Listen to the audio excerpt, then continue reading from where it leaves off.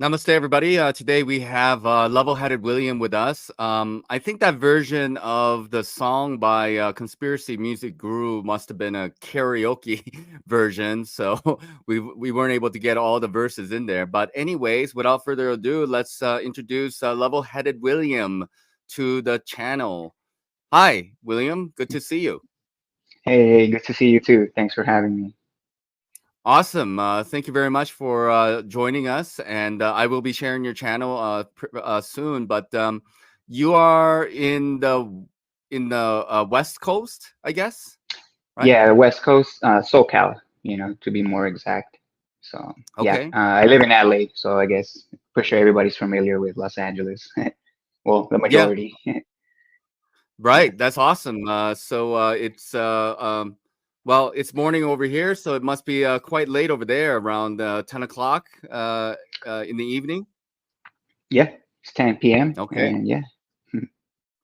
Awesome. So let's just talk about, like how you got to where you are now, because like basically you make videos about flat Earth, and we can we'll talk a little bit more about that when we get there, and definitely have a lot of questions about like the experiments that you've done, and very intriguing, for Yeah. example. And it's again, like this is something that I was telling Dell. It's like it's a kind of a subject that is kind of dividing, you can say, the flat Earth community. So I think it's good to get the information out there and let the audience decide for themselves what they think is happening or not happening or whatever. But let's talk about you a little bit. So tell us a little bit about yourself. Are you originally from California, William? Yeah, I'm originally from California, born and raised. Don't really travel, so pretty local here. Yeah, I just had an upbringing. Pretty sure like most of everybody that lives in the States, went to elementary, middle school, and high school. Got the education. I'm pretty sure everybody got. I was taught the globe at a very young age. And yeah. So I actually grew up Catholic. Just for context, I guess. So I'm not religious at all, though. But that's how I grew up. And never really aligned with it even as a child. So yeah, that's pretty much Okay. a quick Anything intro. noteworthy that you want to talk about your childhood or your educational experience that you want to share with anybody? Just To be honest, I were mean, you a it's nerd? nothing. Yeah. Were you a No, nerd growing up? I guess you could say that. Yeah, I was kind of a nerd. I always liked to get straight A's. Graduated with Okay, so honors from high you school and were everything. okay. So you were good at school. That's awesome. Yeah, yeah, I was obedient. Well, but that's good. That's good. So you got good grades in school. Did you play sports at all? I mean, did you like? Were you in a Yeah, band? Were you in like a math league or something? yeah. Did you play No, I was chess? just no. I actually was into soccer and football. I guess that's how they call it in Europe. Well, soccer. I guess that's I'm how we not call it here, European. right? 'Cause- I'm an American, yeah. but yeah, I know what Oh, soccer okay. is. Yeah. So I grew up playing soccer. A big fan, but yeah, nothing too crazy. Okay, all right. So I would say pretty normal. Life. Up, yeah. Like nothing too traumatic. It's pretty normal out there, like nothing too crazy. But Right. then you got into crazy world at some point. I imagine you went to university in California. Oh, actually, didn't attend university, so it Okay. wasn't really for me. School. Like again, I really liked getting good grades and being acknowledged for that, right? I guess I don't know, but college to me was something just didn't appeal to me. I guess. So I'm kind of Okay. glad I didn't at the end of the day. But yeah. So what Um, happened after high school just to get caught up to where you are? May I ask how old you are, William? yeah, I'm 32. Oh, okay. Wow. Yeah. So I mean, like, I would say you're more on the younger side within the flat Earth, quote unquote, truther community. I think. I Yeah. mean, not that we need to put an age on it, but like a lot of people are probably bunched up between like 40 to 50. I imagine, you know, and then some older ones. And I would say you're probably, at least within the circle that I'm aware of, you're more on the younger side at 32. That's quite Yeah. young. That's like, yeah, that's really awesome. Yeah, yeah, yeah. Yeah, I noticed too that people like in their early 20s, mid 20s, you know, they're not even touching the subject as much. You know, it's No. rare to see somebody in their early 20s talking about this. So I actually came across, if you don't, you know, mind me already skipping to, you know, how I came Yeah, yeah. across this Go whole ahead. thing. Go ahead. But yeah, I came across this flat Earth, I guess you could say, in 2016. So 8 years ago. So I was, I mean, 24 basically, going on 25. But I basically came across flat Earth. I'm pretty sure like most of the majority did, which was, you know, being on YouTube. I was actually a huge believer in outer space and aliens. You know, I was really deep into all that. So when flat Earth versus globe Earth, you know, a video came up, literally flat Earth versus globe Earth was recommended to me. I'm not gonna lie, like the first time I seen the video, I completely just dismissed it. I thought, you know, oh, this has to be like some kind of trolling video or a joke, right? So I just dismissed it, you know, but the video kept popping up in my recommended, you know, and eventually, you know, after the third, fourth time that it just kept popping up, I eventually just clicked it just to watch it, you know, just to basically get it out of my mind already because it just, you know, it was kind of in the back of my mind, I guess, a little bit.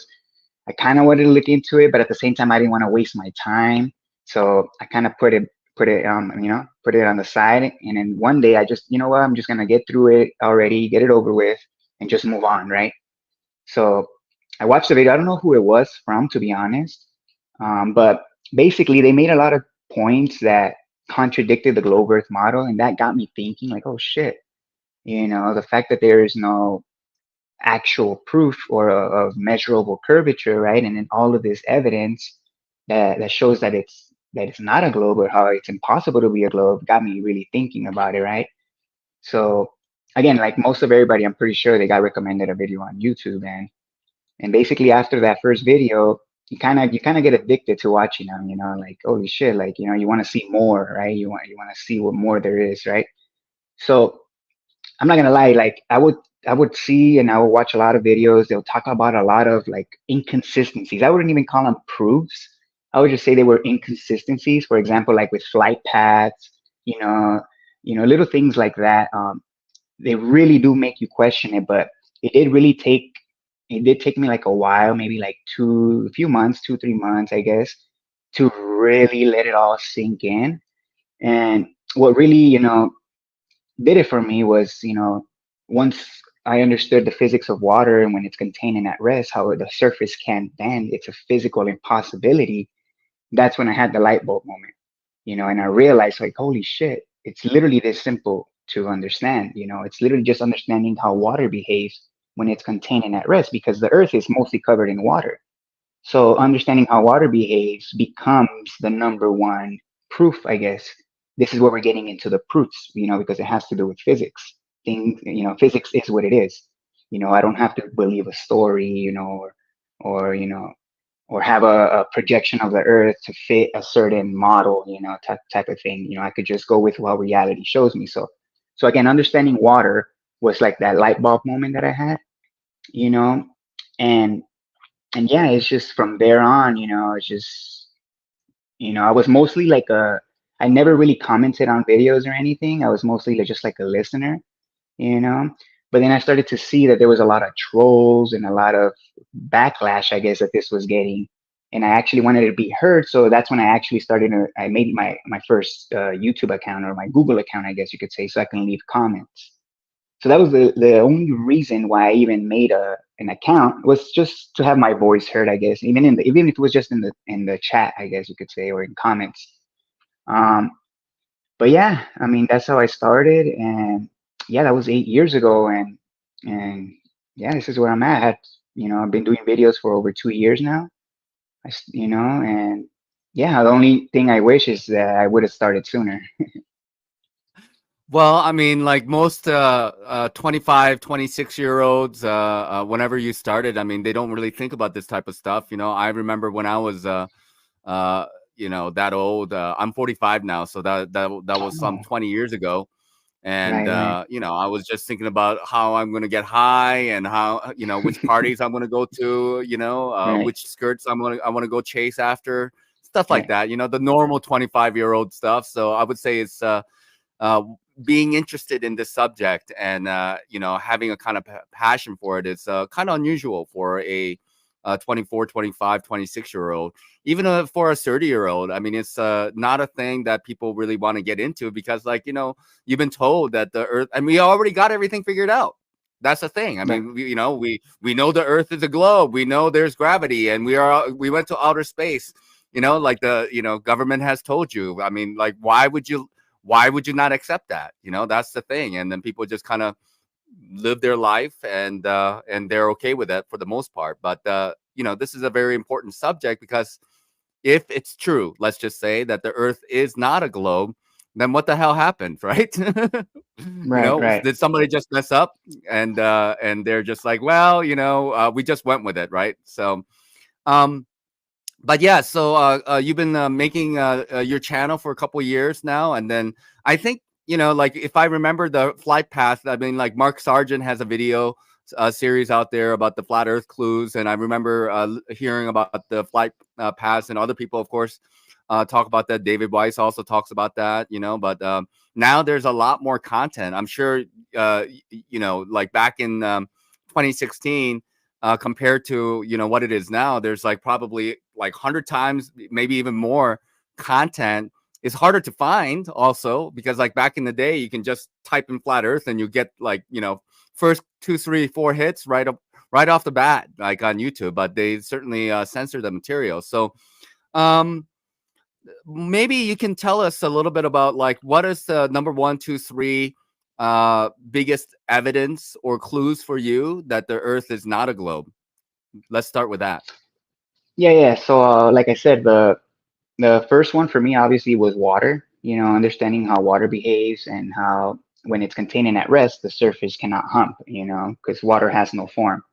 It can't sustain itself either. It collapses and it forms a horizontal surface. So again, water was the number one for me. I would say number two after that was the horizon. Obviously, always being horizontal and always rising, to your eye level when you elevate.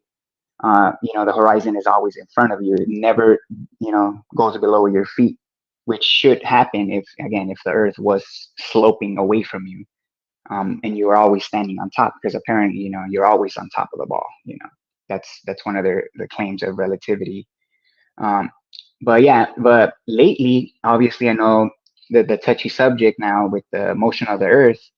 I would say that's one of the later, I guess, proofs that you could say that I came across. Obviously, watching Dell and some of his demonstrations was, it's what got me thinking about this at first.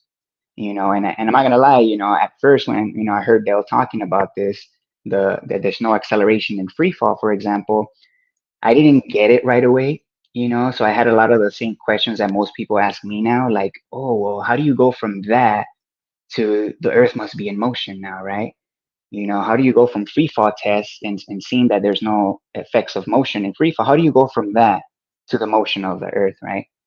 And and it's pretty easy, because when you release an object into free fall, for example, there's only two options that are physically possible. In other words, is either the object's going towards the ground or accelerating towards the ground, or it's the ground that's coming up to meet it. You know, so it's Okay. one or the other. Yeah, yeah, Let me stop you there real quick. sure. When you say there's only two options, could there be? And I'm just playing a little bit of a devil's advocate, so don't mind Sure. me. So is there any possibility that the both object can be going to the Earth, and the Earth could be going to the object at the same time?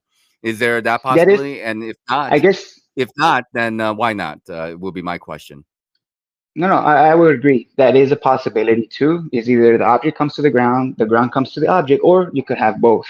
You know, Okay, happening. So just that one. is a Yeah, yeah. possibility. But Yeah, okay, but I mean, I probably don't think that's a possibility because there something else must be happening though too in order for that to occur. But I'm just throwing that out there to see what you thought about it. But let's just go with Right. the first two premise. Either the object is falling to the earth, or the ground is meeting the object. Okay, so go Right. ahead, continue with that thought. Yeah. So again, even if you claim that there's two vectors, right? The point is that they should be measurable and detectable. If you're claiming a vector. So what happens is when people say like, oh, things rise and fall because, of density, right? Because of the relationship of the mass and the relationship that it has with the medium that surrounds the mass, right? So if the medium, um, if the object is more dense than the medium that surrounds it, then it's going to sink apparently. And if it's less dense than the medium that surrounds it, it's going to rise. So people have this idea again that density alone creates motion, right? That, oh, it's just the relationship of matter and the medium that surrounds it, right? So if that was true, then when you release an object into free fall, when the air bubble is rising, you should still see that air bubble rising through the medium if it only has to do with the relationship, with the medium that surrounds it and the object within the medium.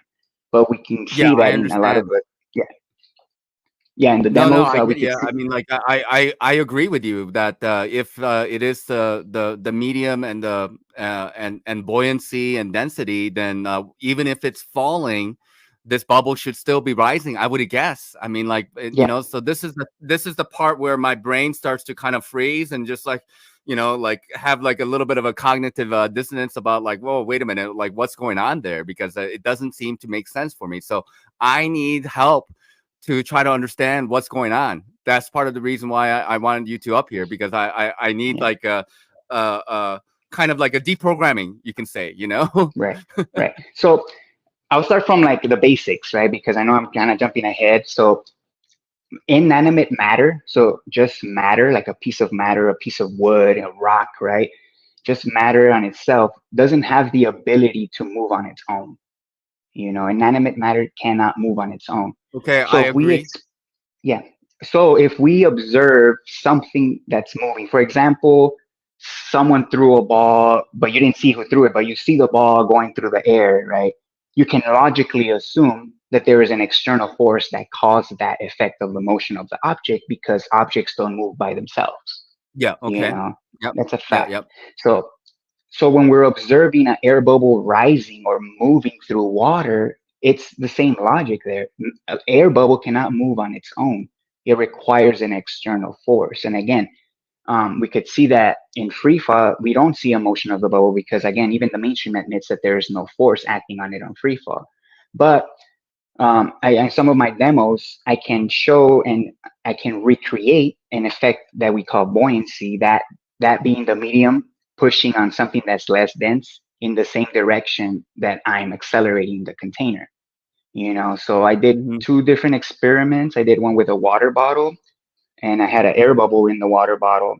And then in any direction I pushed the bottle, I created a pressure gradient within the bottle, which basically the bottle pushed on the water and the water pushed on the air bubble and it pushed it in the direction of acceleration. So in other words, every time you accelerate a water bottle with an air bubble inside, the air bubble is always going to get pushed in the direction that you accelerate. This is 100% of the time. You can, recreate this yourself just to prove it to yourself that buoyancy is an effect of an external force or acceleration or motion, whatever, however you want to define it, I guess, right? Let's watch that video for the audience. Sure. Like if you can pull it up, or do you want me to find it? Um, Are you on a phone? I'm on a cell phone. I don't know if I could screen share Okay, from okay, okay. here. Then I can do Yeah, it. I just need to know sure. which video that I need to go to. What is the name of the video? I have a playlist on my channel, and it's about, Okay. I think, 4 videos, experiments that I Yes, did, four or yes, yes, five. yes. Yeah. And which one? Is that the motion experiment? Is that the one I need to look at? Because I definitely want to talk about the slinky and the ping pong ball, but that's not what you're referring to, are you? No, no, no. We could talk about that one after, but yeah, this Yeah. one was I think it was acceleration versus free fall, or no, Okay. no, no. Okay. Okay. There's a few we could go over. I mean, it's only like 3 or 4. It's not that Okay, many, well, like 4 or 5. okay, I think it's called a Or motion experiment. let's That's do. at Oh, the it's very I'm sorry. The buoyancy buoyancy. proves the Earth is not a motionless plane. I think that one has the one you're Okay, talking about. okay. So Sure. Yeah. let me pull that up because I think it's Sure. good to talk about it and show the experiments, and then we can talk about the experiments. That's really like Yeah. what I wanted to do. So let's take a look. There you go. So this is the setup for the first of 2 buoyancy experiments I'll be doing. A water bottle as the container, and a camera mounted onto the reference frames that I'll be accelerating, which is the dolly. The reason why we have to constantly accelerate to recreate buoyancy is because we're connected to the Earth, which is already in constant motion. And in order to overcome constant motion, you need constant acceleration. As you can see, the air bubble is centered, which means the bottle is level and at rest. The air bubble will always be displaced or pushed relative to the motion of the bottle. When I accelerate the bottle, the pressure of the bottle pressing on the water creates a pressure gradient. The water is then able to push anything that's less dense, like the air bubble, in the direction of acceleration, which is what we will call buoyancy. You can't have buoyancy without a pressure gradient, and you can't have a pressure gradient without a contained system that's in motion. For the second buoyancy experiment, I have a cargo van as the container, a helium balloon, and an apple. I also have the camera mounted onto the reference frame that I'll be accelerating. As soon as I accelerate, the pressure of the van pressing on the air creates a pressure gradient, with the most dense air towards the back of acceleration and the less dense air towards the front. The air is then able to push the helium in the direction of acceleration because it's less dense, but the air cannot push the apple because it's more dense, therefore the apple remains at rest. The apple only appears to move in the opposite direction of acceleration because the camera is also moving with the reference frame. The helium balloon has true motion and the apple has apparent motion. In order for the Earth to be motionless, you need a force moving in opposite directions at the same time to be able to accelerate the apple in one direction and push the air and helium in the opposite direction without any motion of the container. You would also need this same force to accelerate a container without any displacement or buoyancy. In other words, you have to believe in a magical force that can accelerate a container without any pressure or buoyancy, and also be able to create pressure and buoyancy in a motionless container, which is the literal opposite of what physics shows. Physics proves that you can't have pressure and buoyancy without motion of a container, and you can't have motion of a container without pressure and buoyancy, proving that the Earth cannot be a motionless plane. It is a simple. Yeah. Okay, So so let's talk about that a little bit because I think that's very practical. At least, my very limited, rudimentary understanding of what you're talking about, it makes sense to me that, and so. But go ahead. Let's have you explain what's going on there. yeah. So in the cargo van experiment there with the helium balloon, again, when you release a helium balloon on Earth, we see the motion of the helium balloon go up. We're experiencing a motion, and like I said, a balloon and helium is just, and it's just matter, and matter doesn't move on its own. So we know that there is an external cause, or a force, you could say, that's creating this effect of buoyancy. Because again, buoyancy doesn't create itself. It's an effect of a chain reaction, you could say. So obviously, the air being more dense than helium is able to push the helium up, and this is where globe earthers and flat earthers get stuck with, like, okay, if the air's pushing up on the helium, well, then what's pushing up on the air, right? Because again, the air cannot create pressure on its own. Yeah, the air is just like the helium; it's subject to an external force for it to have pressure. It needs an external cause, because again, air and helium don't create pressure out of nowhere. They require an external force. So what I did in Right. that experiment with the van, Yeah. yeah. Yep. So what I Go did ahead. with the experiment with I'm the agreeing van with you. there, yeah, what I did is basically you have to have a sealed container. Again, that's the only way to create a pressure gradient, because the air has to be maintained.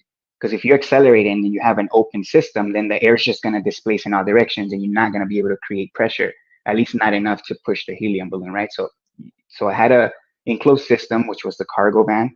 I tied the apple and the helium balloon basically right next to each other, and as soon as I accelerated the van, we can clearly see that the pressure of the van accelerating forward, it was pushed on the air, which then pushed on the helium. So it was a chain reaction. You could see that happen instantaneously, again, Yeah. because the air wants to remain where it's at. The air, again, doesn't move on its own. So as soon as I accelerated the van pushed in the air, creating a pressure gradient, and then the air was able to push the helium in that same direction. Obviously, the apple is way more dense than the air, so the air wasn't dense enough, I guess you could say, to push on the apple. So the apple only appeared to swing back, but the apple never actually swung back. The apple tried to remain still while the whole entire reference frame was moving. But Right. from inside the reference frame, we observed two motions, but only one of those motions was true, and the other one was only apparent. Because again, the apple never actually moved. It tried to remain still while the whole reference frame moved, giving the illusion that the apple did move. So again, when we're on Earth, it's the exact same principles. You release an apple and you release a helium balloon. We see two motions. We perceive two motions, but only one of those is true. You know, to claim that there is a multi-directional force, because it's already crazy enough to claim that there is a downwards force that affects all matter simultaneously, but to claim that there is a two forces now, another force acting on itself, I guess you could say, because it's the same force that they're claiming is bringing objects down and pushing objects up. So not only is it crazy enough that you're claiming one already accelerates, so claiming two is even more crazy in my opinion, because to be able to recreate that experiment where you can have buoyancy and an apparent and then a second object appearing to move as well, within that container without motion, like that kind of force literally doesn't exist. I've never seen anything like that, and people are just literally regurgitating just statements like RDD, and stuff like that without any Yeah. practical demonstrations to back up the claim. Yeah, let me just try to recap what I have seen in the video, because like Sure. basically with the bottle, with the bubble, right? We already have a vector, right? We already have a vector. Otherwise, why is the bubble already on top of the bottle, on like that's laying on the side, as an example? So when you push forward the bottle, let's say like bottle is pointing in a direction and you push it in a direction, the liquid wants to move back. Liquid is essentially doing what the apple was doing, right? Like Exactly. yeah, and then so all that liquid going to the bottom of the bottle as it's being pushed forward, so it's going back, then automatically only space that's going to be available is up front, where the only place the bubble can, I guess, go to, right? Bubble Yeah, can only yeah, go to because the it's front because the water is already taking up all the space that is going towards going to the direction in which it is being pushed. So like same idea would apply to the van, right? Where you have the apple and the helium balloon. The air is there. So it's already there's already a pressure gradient, you can say, with the air, right? So it's already, I mean, like, like air is denser towards the bottom and is thinner towards the top. Would you agree with that? Yeah. sure. But Obviously, on a larger scale, that's more prominent. But yeah, yeah, yeah. But within that frame, I mean, it's kind of like a liquid anyway. I mean, it's air is a kind of a fluid, right? yeah, It's there. It's it's not like a vacuum or there's nothing there. Something is there, what we call air, but the apple is denser than the air, right? So it wants to maintain its location. That's why when the van is moving forward, it wants to stay where it was before. Of course, it's tied to a string, right? But the air also wants to stay where it is, right? The air wants to stay where it is. And as the van is moving, it gets pushed to the back, which forces the helium to go forward. Am I following what's going on here? yes, Does it yes. make That's sense? exactly yes. Yeah. So again, Okay, good. yeah, yeah. Okay, I'm glad I'm following along. Okay, continue. Shall we look? Is there anything more to talk about in terms of those experiments, and then we can move on to the next experiment, if you like to continue. Um, I mean, to be honest, I mean, again, people can recreate that experiment using different states of matter. Again, I did it with water, obviously in the bottle, and air, and then obviously I did it with air and helium. But again, we observe the same results, and anybody can repeat those. And if you think you can recreate buoyancy without accelerating a container, then that's where we're at now. For the people that want to claim the Earth is motionless, you're going to need an experiment like the one I did with a motionless container, and basically be able to achieve buoyancy and density, in other words. Otherwise, then you can't be taken serious. If you're just saying words without anything practical to back up your words, then that's no different than globe Earth rhetoric. Yeah. Without trying to, I mean, like, I think what we're interested in doing is just explain our position, and Sure. then if people follow through on that, that's great. If they don't get it, then no point trying to nail that into people's brains. But let's answer some questions from the audience. Kerry Skates here, I will read it for you, because Sure. it might be a little bit too small for you to be able to read on the phone. Kerry Skates asks, so Earth is moving upwards, the sun also moving away from the Earth, or wouldn't we get too close? So like, I guess my assessment about like what I believe is happening is that everything is connected, right? Like you have, like, let's say the firmament. I still believe that there must be some kind of firmament, like as a containment field. And then Earth and the moon, I don't know what they are, but everything is going together as far as I'm concerned. But go ahead, give us your perspective. What you think? How would you answer this question? Yeah. So yeah, first of all, like you said, we don't know exactly what the sun and moon are.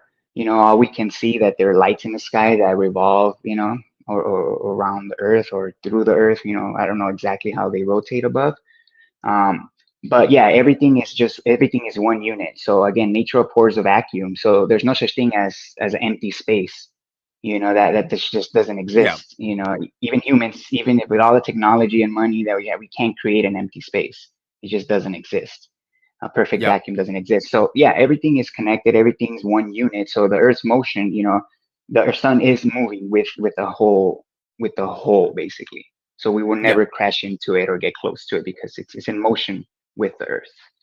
Yeah. And I think this is really one of the issues that a lot of people have a hard time wanting to like believe, because like, then, you know, like if Earth is in motion, then it's relative to whatever the hell is outside of that Earth, So it's Mhm.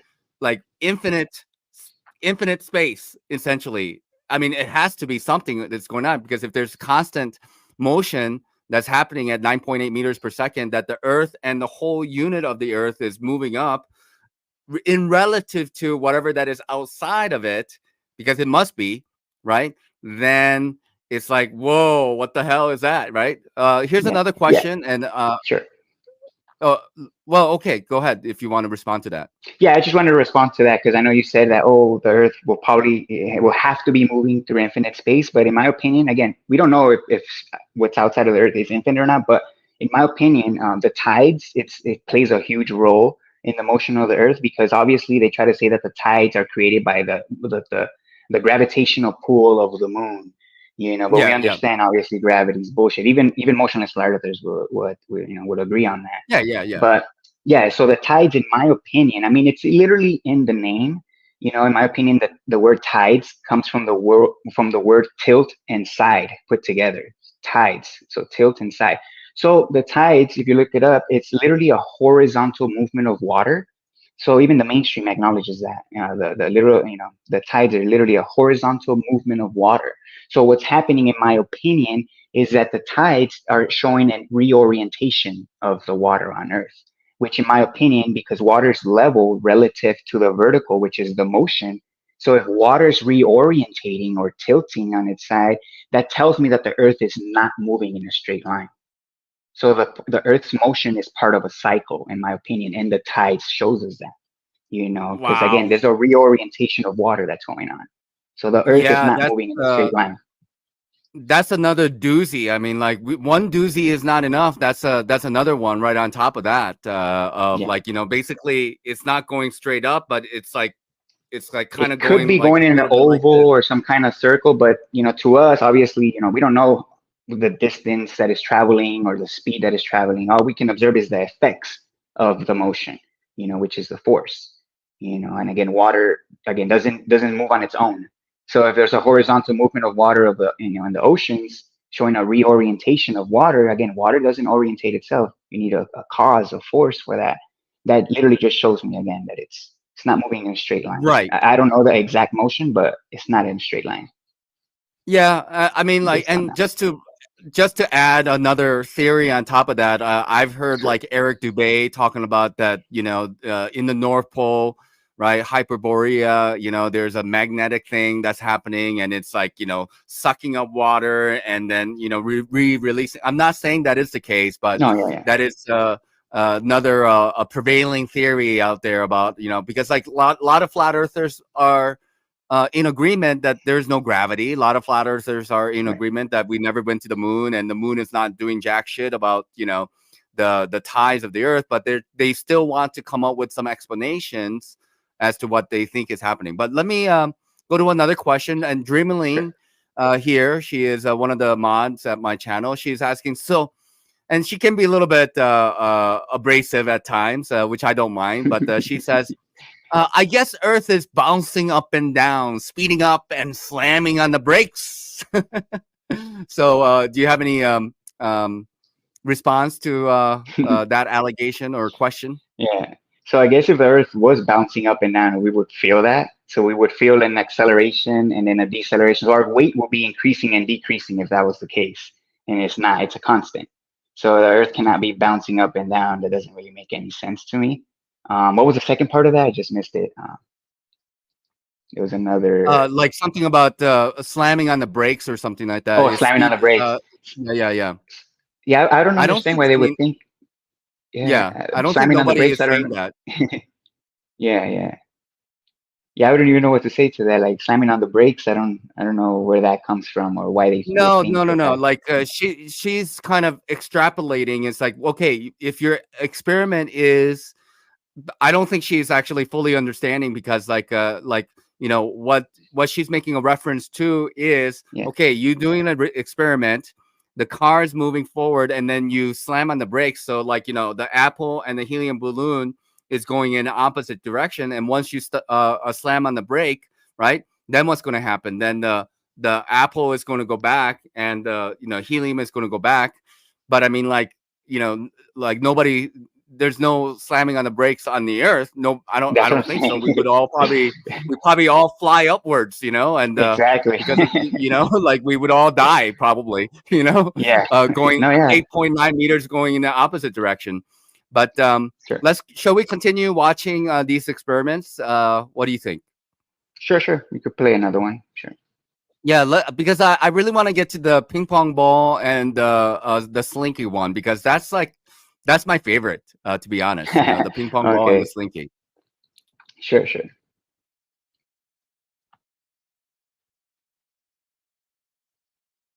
First of two buoyancy experiments I'll be doing. That was the first A one. water bottle as the container and a camera mounted on.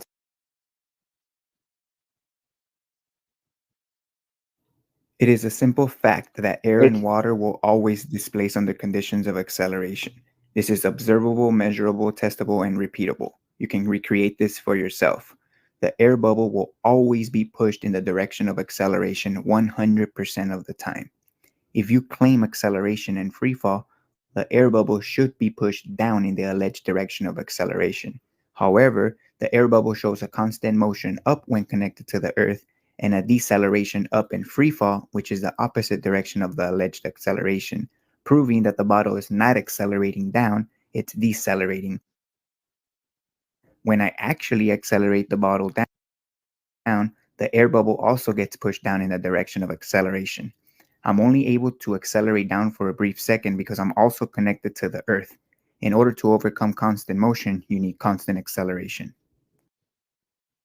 Okay, so let's just talk. I mean, this is just a minute long, and I think it's good to also talk about because, you know, I have heard people say that what happens if you drop this bottle from an airplane? You know, maybe then you know, like this buoyancy slash density might actually express itself, but because everything is like you know all coming down, and it's such a short distance, maybe that is the reason why we're not really able to see a change in motion. But go ahead, I'll let you explain it, William. Yeah. So I don't know if people have seen zero G flights, like zero G plane flights. Obviously, when they go into free fall, people experience zero G, which again, it's another huge given that there is no force, acting in free fall because obviously they call it zero G, and we experience 1G here on Earth. So even in those videos in free fall, you can see people playing with bottles inside the cabin, inside the plane.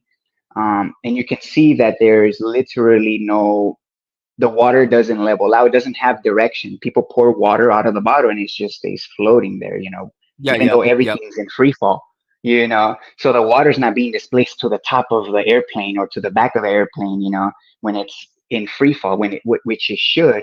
But you can clearly even see in that experiment, and that's very, very, very high, you know.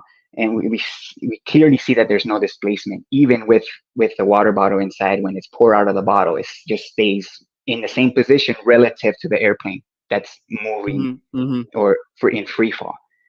So again, Yep. if people think that you are going to see this buoyancy effect the higher you drop it, well, then you need to recreate that experiment and show us all that what's going to happen. But Hmm. I'm pretty sure that it's obviously not.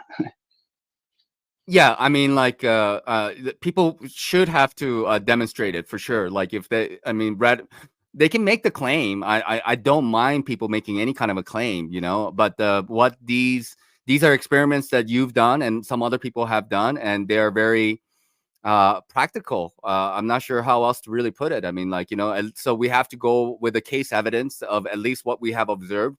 If the water bottle and the bubbles and stuff, they're behaving differently at different altitudes, then we also have to consider that as a factor as well. But until we get there, we got what we got. So I think that's very good. So let's move on to the next video then. Yeah. Sure, sure.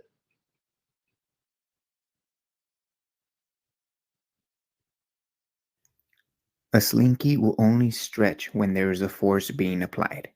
You can test this for yourself. You cannot stretch the slinky without a force. This is something important to note as it will make the following experiment much easier to understand. When we have a bottle with water and it's connected to the earth, we can experience weight and buoyancy, which are effects of a force or motion. For example, something that's more dense or heavier than the water by volume, like the slinky, will sink or appear to go down, and something that's less dense, like the ping pong ball, will get pushed to the top or float. If I glue the ping pong ball to the top of the slinky so it can be one unit, we can experience a density gradient. The more dense material at the bottom and the less dense at the top. Also, the fact that the slinky is being stretched shows that there is a force present when connected to the earth.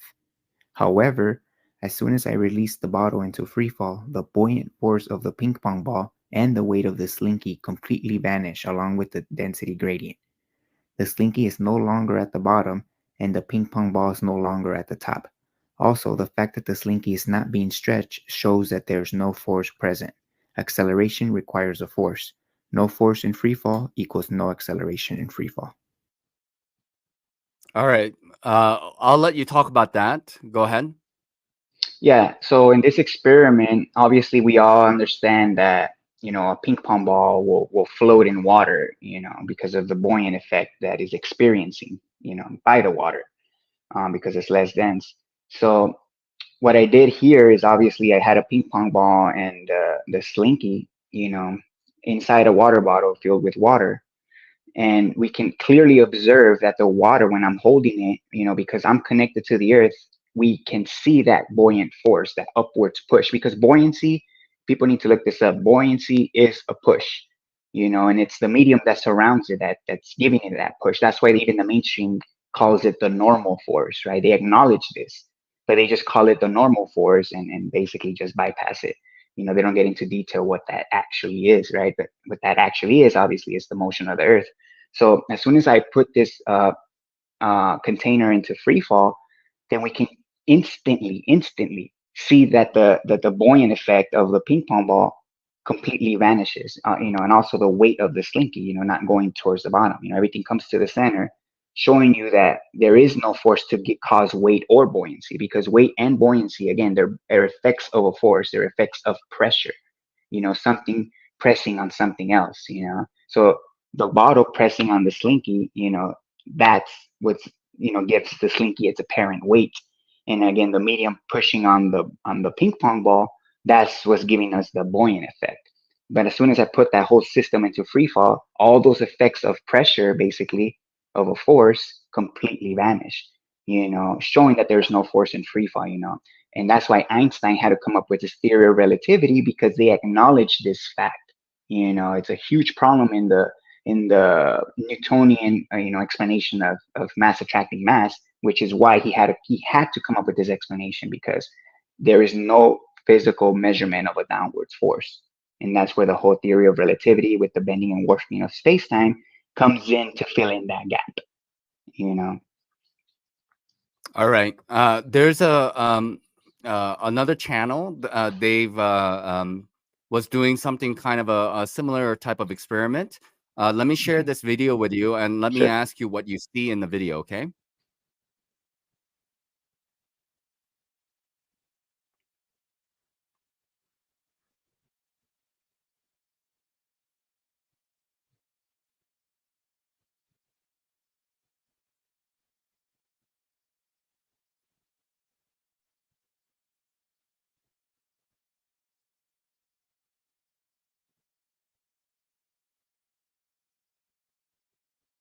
Okay, so it's a very short video. Essentially, it's a similar idea to the Slinky and the buoyancy, to the ping pong ball, but you have like a Hmm. wiffle ball, you have a bottle, you have a wiffle ball at the top, and then you have a larger weight at the bottom. Now, I will tell you what I see, and you can tell me what you see. What Hmm. I see is that the wiffle ball is actually trying to make its way down towards the center of the bottle, and then I also see the weight trying to lift up from the bottom of the bottle. But let me continue playing this video and see Yeah. if you see that or not. Sure.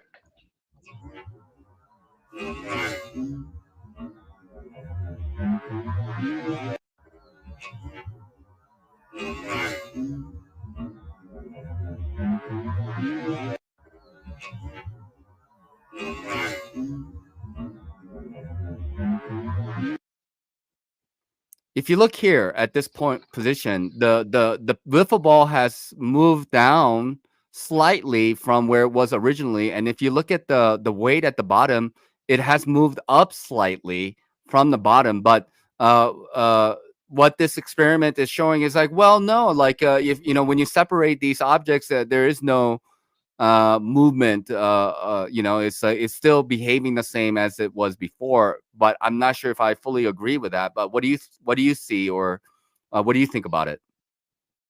Yeah, it looks like what kind of ball you said that was? A wiffle ball? Wiffle ball? Is that like? I've never heard of that. What You is know, that exactly? you know, like it's like a kind of a baseball, but it's got holes in it. It's made out of plastic. You know, Oh, okay, okay, they you know, it has holes in it that you can make all kinds of really weird spins on it. Anyway, it's a ball with a bunch of okay. holes in it. It's a plastic Okay, ball with holes. I can see the holes now. Yeah, yeah, yeah, Yeah, yeah. yeah, yeah. Okay. Yeah, it looks like when it's in free fall, it looks like that ball does slightly move down a little bit. I would agree. Yeah, I can see Okay. that. Like very slightly. Yeah, yeah. I'm not S- sure exactly what's going on. I'm pretty sure it has something to do with the holes on the ball. Yeah. Um, but I'm not sure exactly what's going on. But yeah, it does appear like it does kind of moves down slightly, That's but it kind of what doesn't. But I'm seeing though too. Yeah, but it doesn't continue to go down, which, it should have again, but it's not. So I'm assuming there's water in it as well, right? Because Yeah, obviously there's it has water. holes, so it's not a Yeah, yeah, yeah. buoyant. It's not really buoyant, right? Other than the plastic Well, it itself, is. It is. I it mean, does float. Obviously, yeah. I guess, plastic is yeah, yeah, a lighter. yeah. Kind of cut off there a little bit, but yeah, Can you obviously, hear yeah. I me? guess it. Yeah, I could hear you now. Yeah, yeah. Okay, So go yeah, ahead. yeah, it does look like it slightly went down a little bit. Yeah, again, I would think that it has something to do with the holes, because I would like to do that with a ping pong ball. That experiment of just having the ping pong ball floating on top and then releasing it and see what happens then. Yeah, But yeah. I yeah, think it is a little interesting. interesting too. Because I think the Slinky is definitely helping the ping pong ball go towards the middle, because it's like, already has that shrinking effect to it, and I think it's quite good. But what happens if you just have a ping pong ball, and then you drop it from various heights? And I think there's limitation, of course, to these experiments, because the setup that you have, there's a limitation how far you can really drop it before everything starts breaking up, like the camera and the bottle, those, like, you need a kind of a cushion of some kind at the bottom to be able to cushion that if you wanted to throw it down from, like, 2, 3, 4 stories tall building.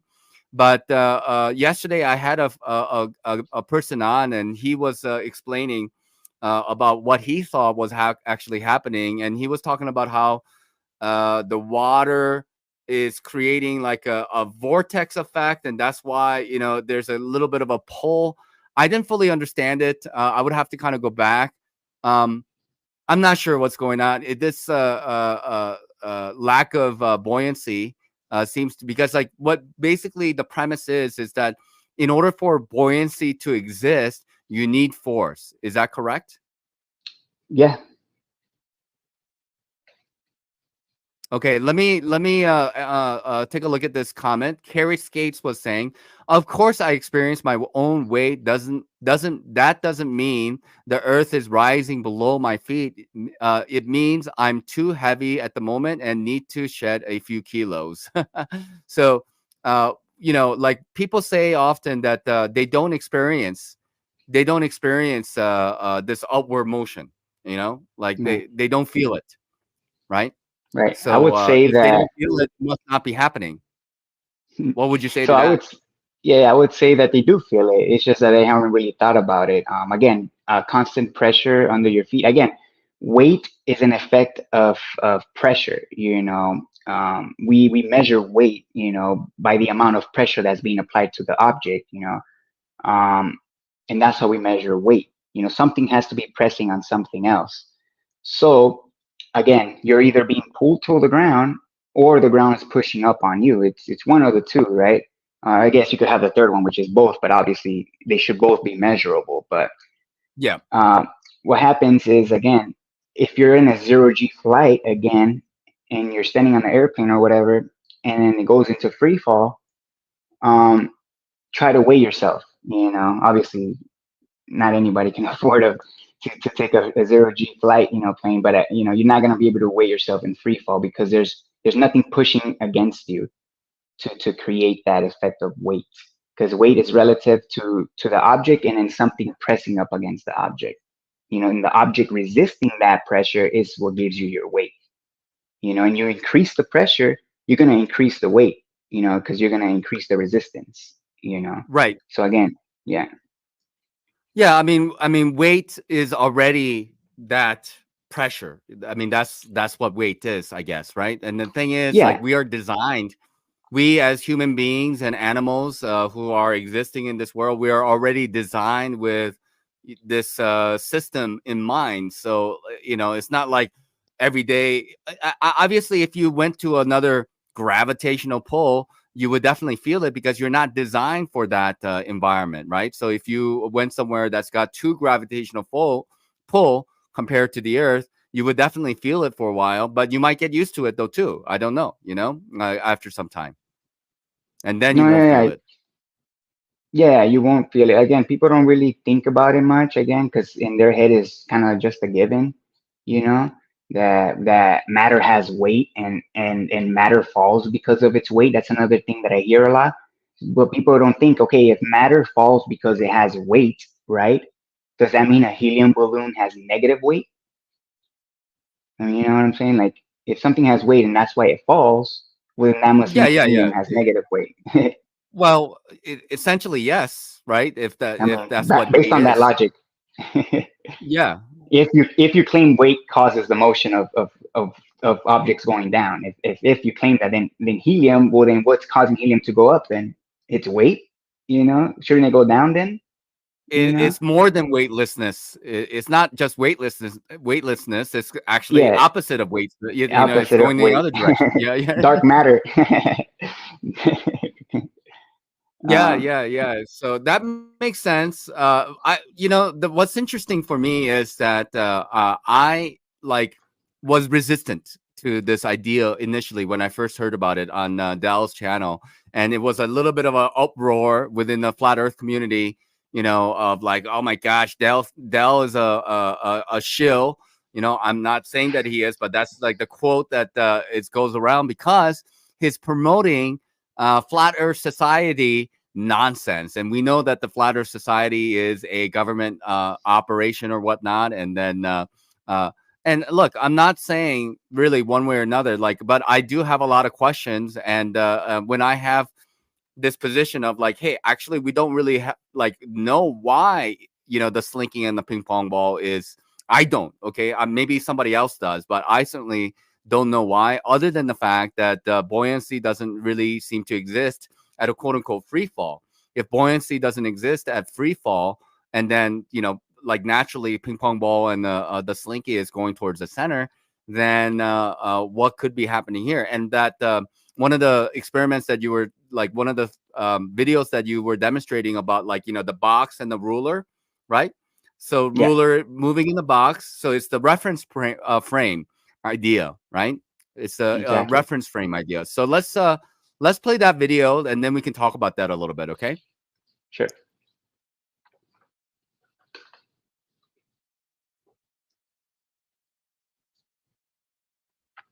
Let me put it on screen first.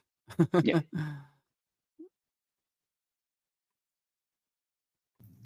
A simple accelerometer is a container with air and water because solids, liquids, and gas will always displace under conditions of acceleration or when there is a force present. The water will always appear to move towards the back of the container and push the air towards the front. In other words, the air will always get pushed in the direction of acceleration 100% of the time. When we're observing objects appear to move in a particular direction, vision alone is not a physical measurement of acceleration. For example, when I have a ruler going through a box, whether I move the box or whether I move the ruler is always going to appear to move because the camera is connected to the box. Unless we can observe it from the outside, the ruler will always appear to move. However, if I was to attach a simple accelerometer to the ruler, then we will know if it's the ruler moving or the reference frame without having to observe it from the outside. Which ruler would you bet is the one accelerating? 1 or 2? So when we're talking about downwards acceleration, which bottle will you bet is the one accelerating? 1 or 2?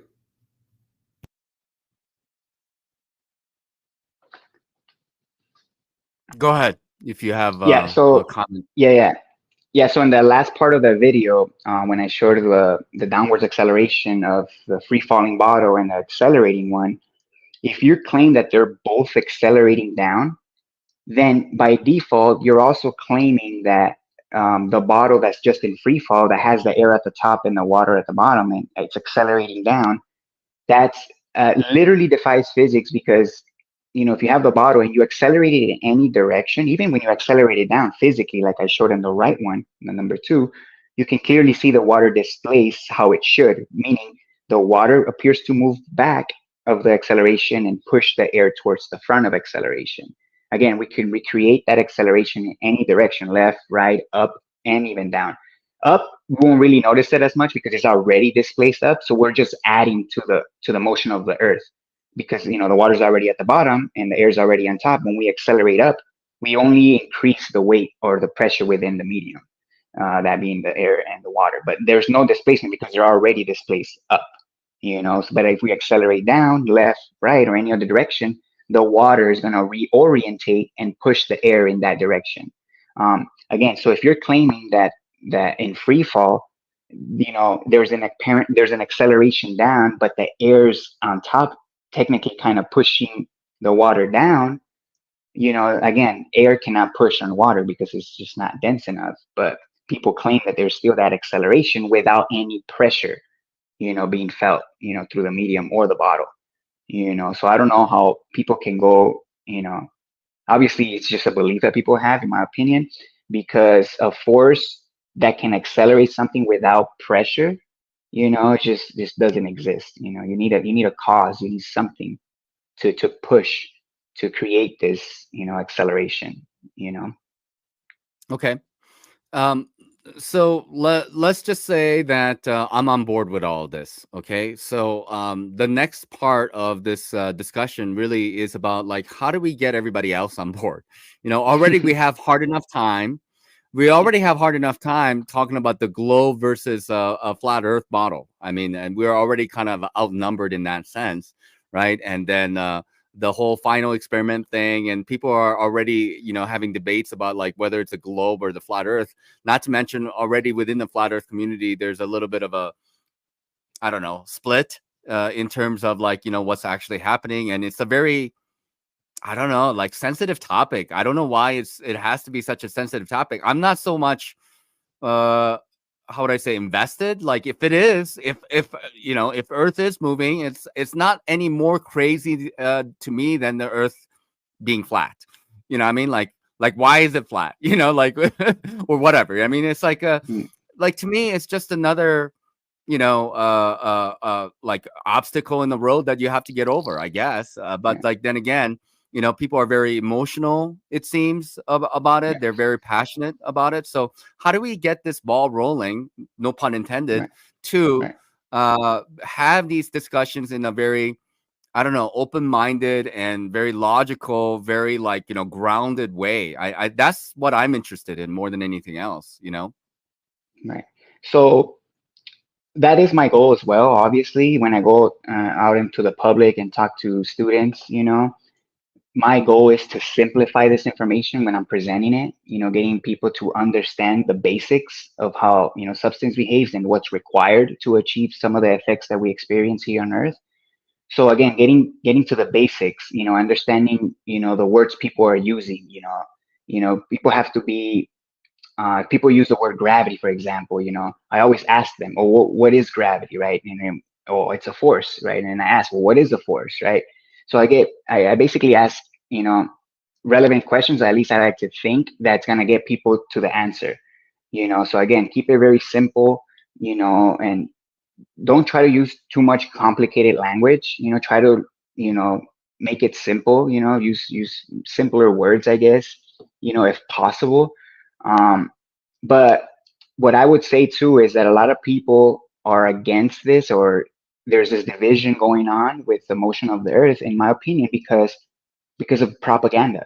You heard of the Flat Earth Society. Supposedly, they push the motion, the Earth accelerating at 9.8 meters per second. But some people have been showing that, like Andrew Execrate, he showed. I don't really pay attention to the Flat Earth Society website at all, to be honest. But he highlighted how the Flat Earth Society actually pushes a motionless Earth.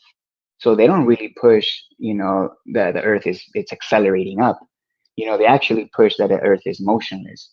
So I don't know if that's something they recently changed on their website or not, but Andrew, he highlighted that. And Okay. yeah, it's in their page. And yeah, so people that are just regurgitating that, to me, it just shows that they're literally just repeating what they're hearing. To me, I never really bothered with the Flat Earth Society. Obviously that nobody actually represents them. It's just a website, that comes up when you search Flat Earth.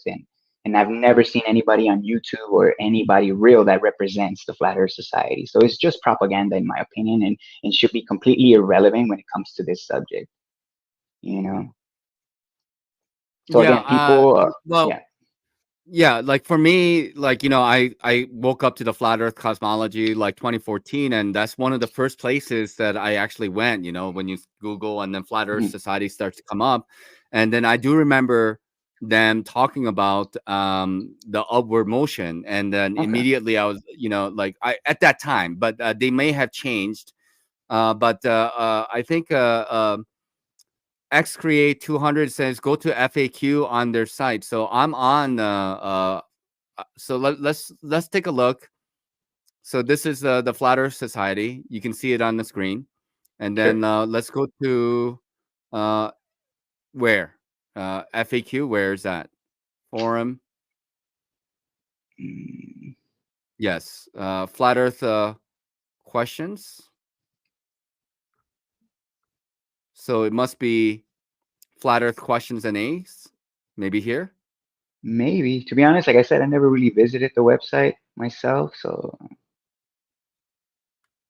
FAQ, okay. Okay, so let's see. I'm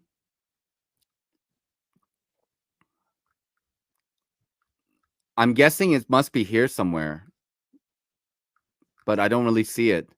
Why doesn't gravity pull the Earth into a spherical shape? Um, this constant acceleration causes what you think of as gravity. So, okay, Earth isn't pulled into a sphere because the force known as gravity doesn't exist, or at least exists in a greatly diminished form than is commonly taught. The Earth is constantly accelerating. So, okay, so the Earth is constantly accelerating up at a rate of 32 feet per second squared, or 9.8 meters per second squared. So there you have it. Okay. Okay. I have heard that claim that the Flat Earth Society claims that's 9.8 meters per acceleration up. But again, like I said, I never really like pay attention. But here's where they misrepresent the motion of the Earth, not only by giving it a number, because nobody knows the motion of the Earth, the exact rate. So what they measured was the distance that it takes, of an object to apparently hit the ground, right? And that's what the 9.8 meters, 9.8 meters per second was derived from.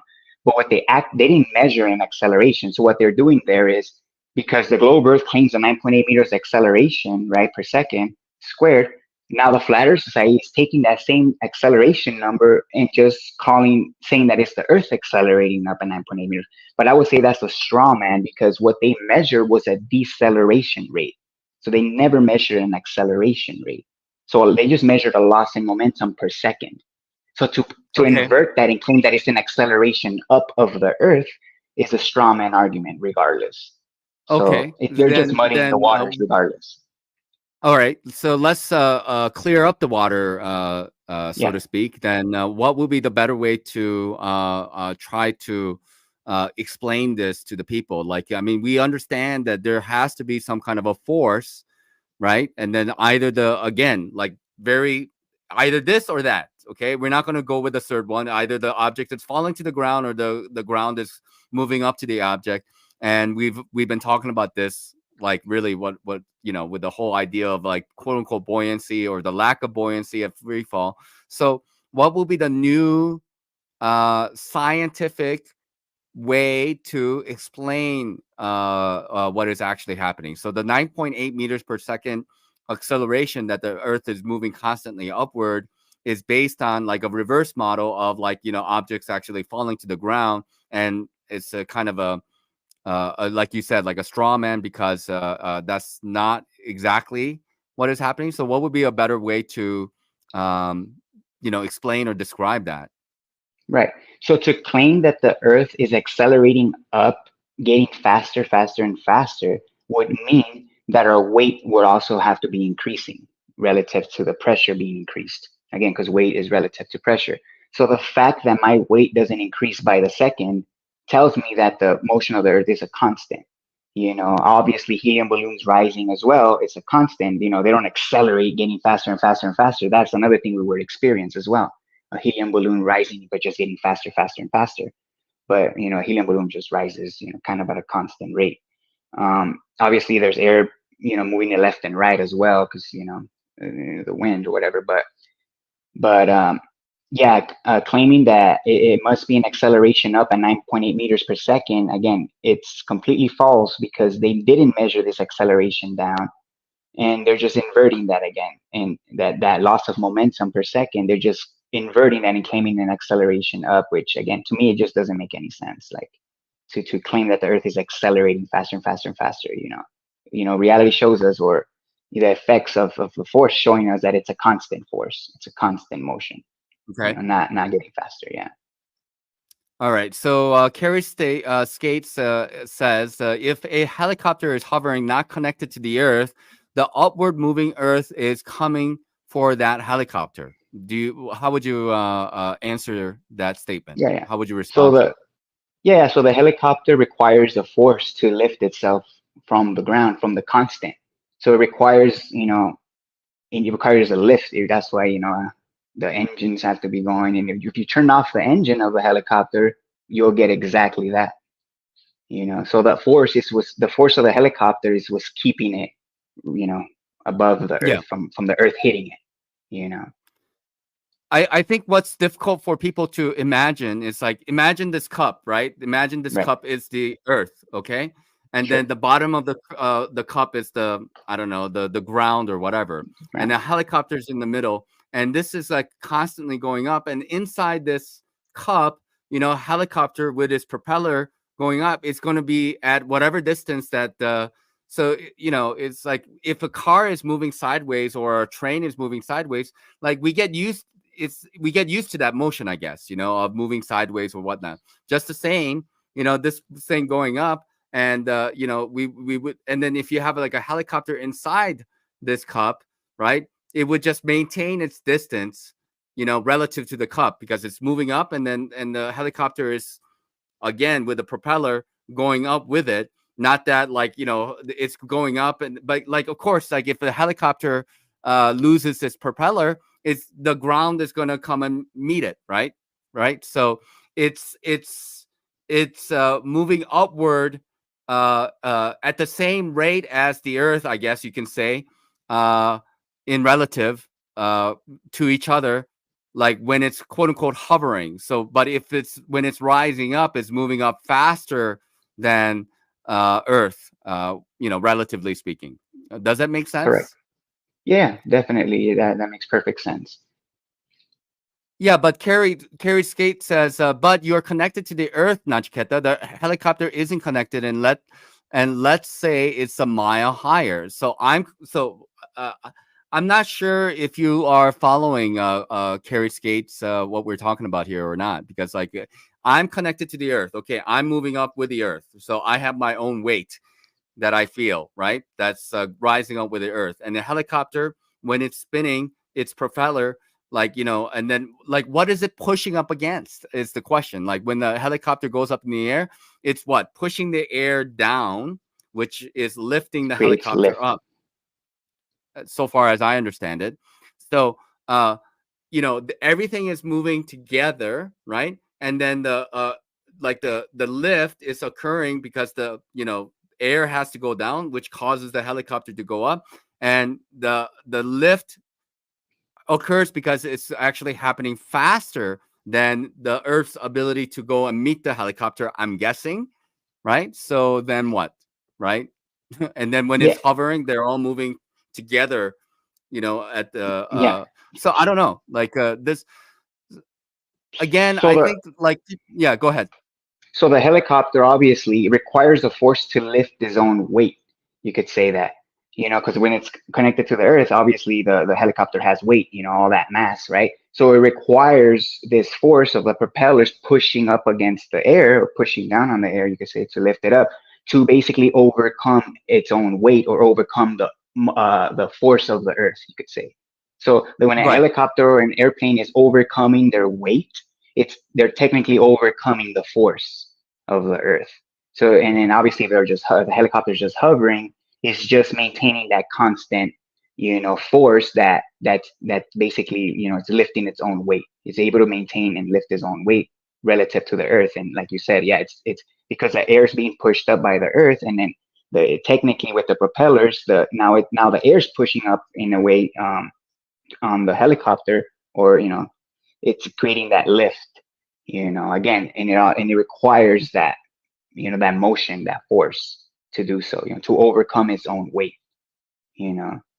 So Yeah. So, like, I mean, like, you can do the same. You can say the same thing in water. You know, you have an object that is very heavier than water, like a metal, but it's like, like if it just like put it in the water, then it's going to sink to the bottom. But then you put a little bit of a helicopter on it or whatever propellers on it, then it would like raise the and what is it pushing? It's not pushing air anymore. It's pushing other water things, like water down. So that's what's causing this object to go up when normally it would be just sinking by itself, right? So then you said, well, the earth is going to, the earth is going to meet it when, if there's no because there's already that pressure or force to go down.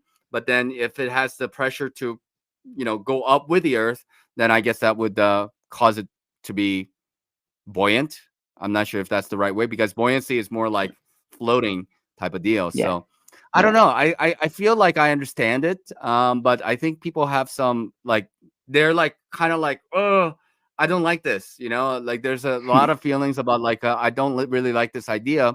So let me continue on with Carrie Skates, and let me just say, read what he had wrote down. It says, I am everything going up.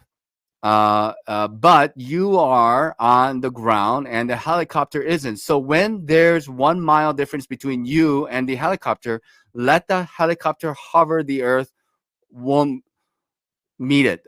Carrie Skates, I think you need to clarify that sentence a little bit. It's a little bit sloppy in the way you presented it, but I'm guessing what you're saying is that, a helicopter being a mile up, right? Like, why wouldn't the earth go and meet the helicopter? Is that what you're trying to say? Like, the helicopter is 1 mile up. Why wouldn't, and then it's hovering up there because it's constantly in motion, basically, as the earth is constantly in motion.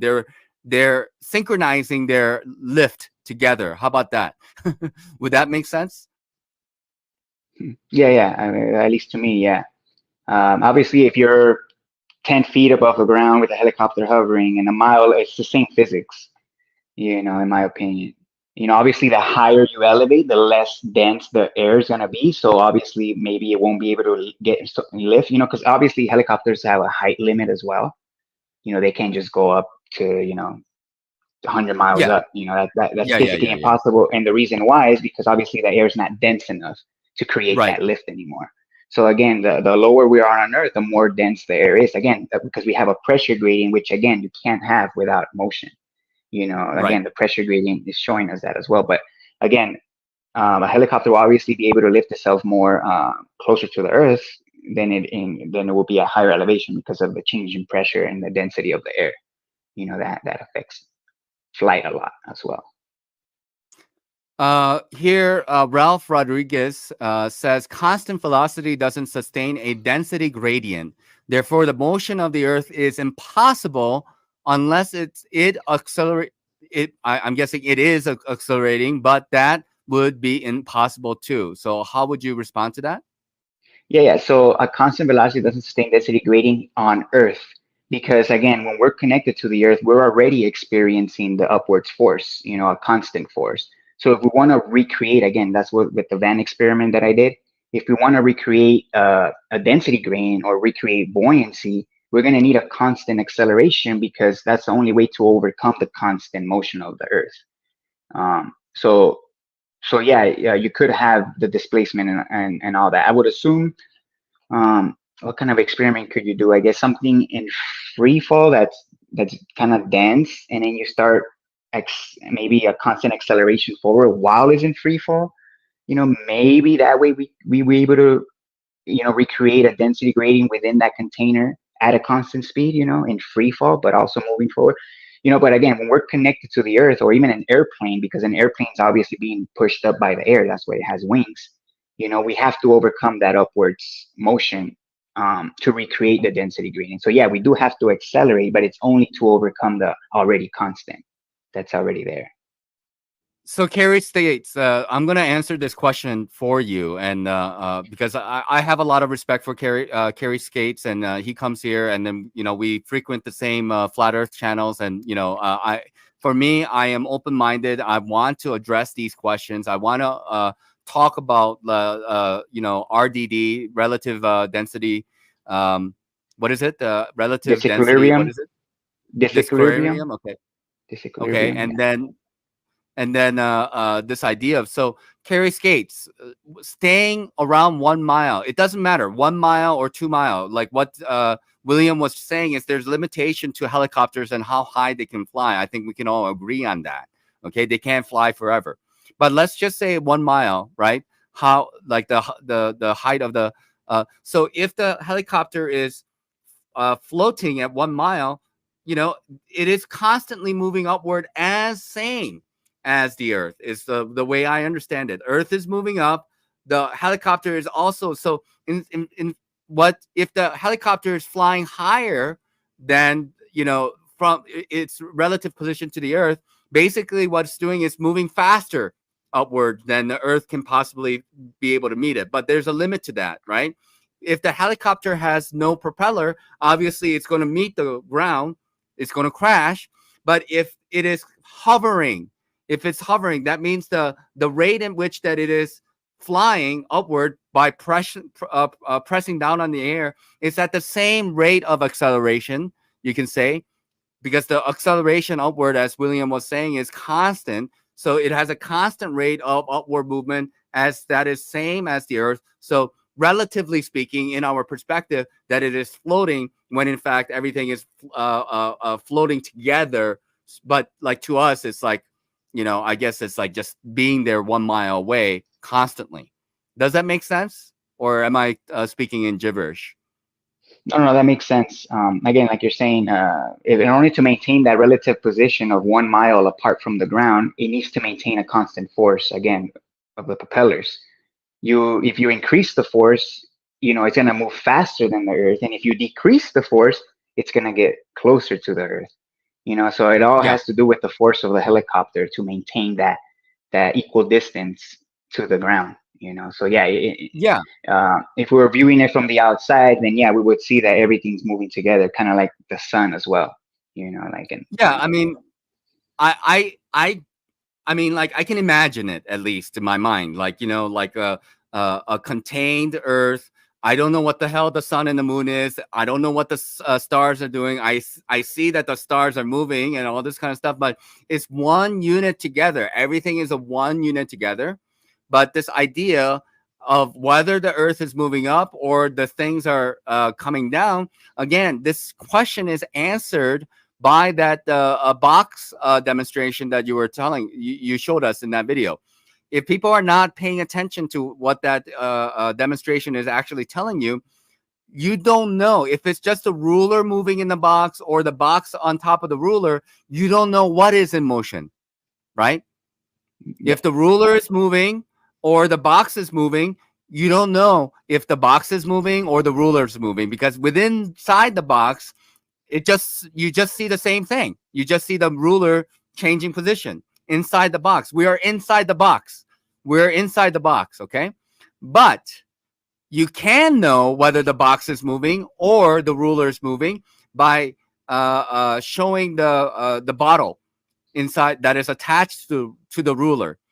If the ruler is moving, there is going to be motion of that water swashing back and forth, right? But if the box is moving, then there is no motion on the water. So you know which object is actually in motion by adding that extra factor of the bottle that is attached to the ruler.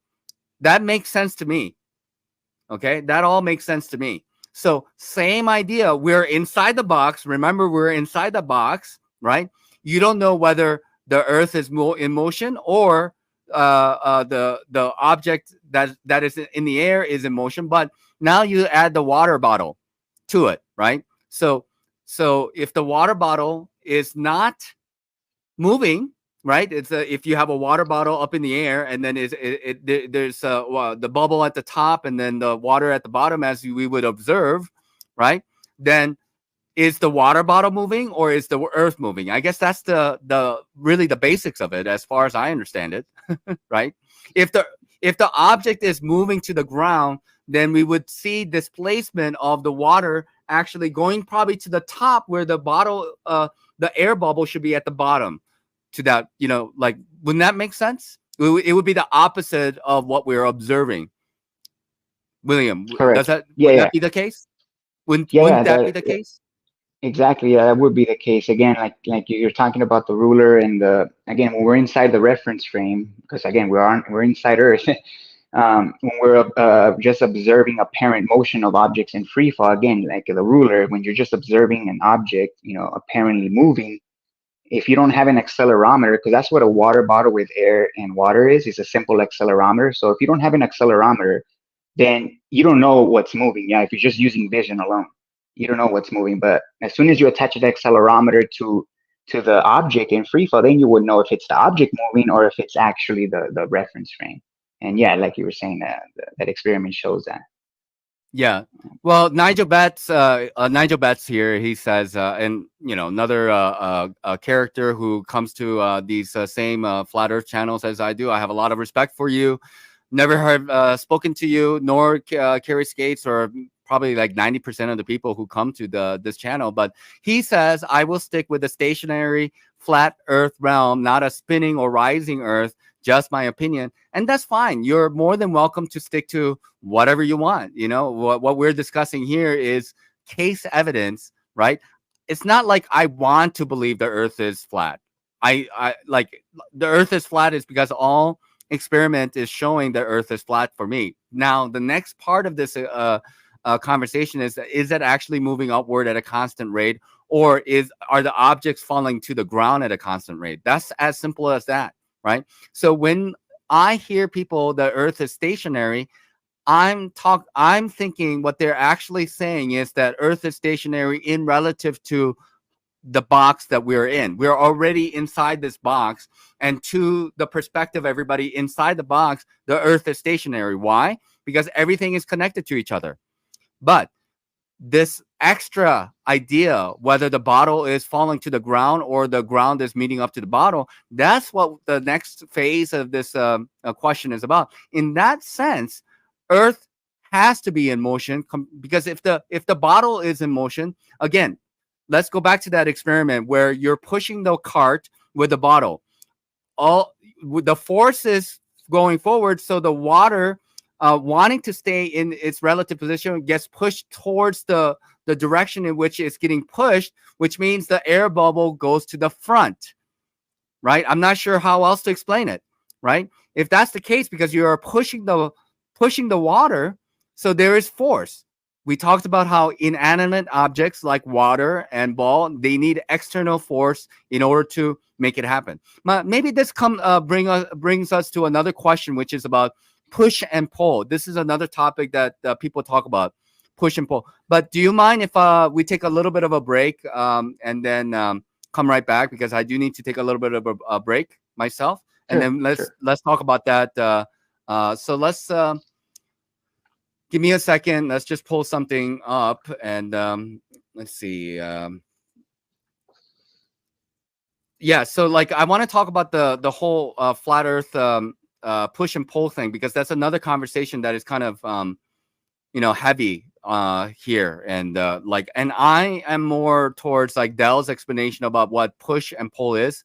I feel like pull is more or less another way to do the pushing, but it's just like in our own language terms that it is kind of like something different, but I think they're the same thing. But let's talk about it after we come back. But I do need to you go outside a little bit.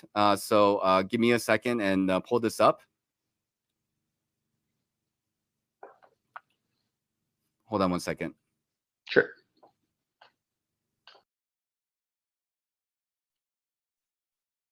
All right, so we're back, and I have seen your comment, xcreate200. Nachiketa, could you please go back to the Flat Earth Society page put gravity in the search and then click FAQ. Okay, let's try. I'm not sure what you want me to do with that. So gravity. Okay. And then what? Let's see. Then in the search Excel, they also talk also a pull. Okay.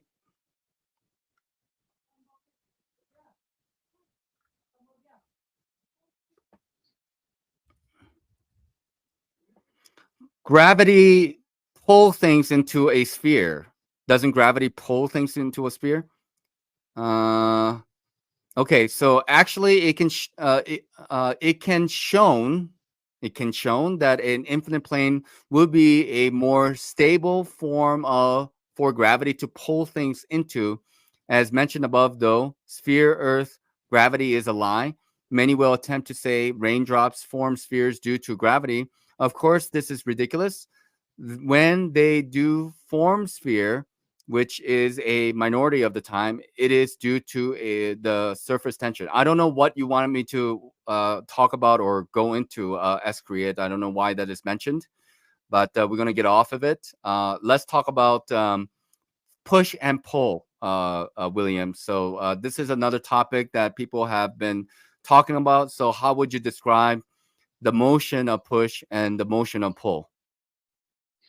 Yeah, so push is obviously applied pressure. Obviously you have an object, right? To move it, you need to apply pressure, in any direction. That will be a push.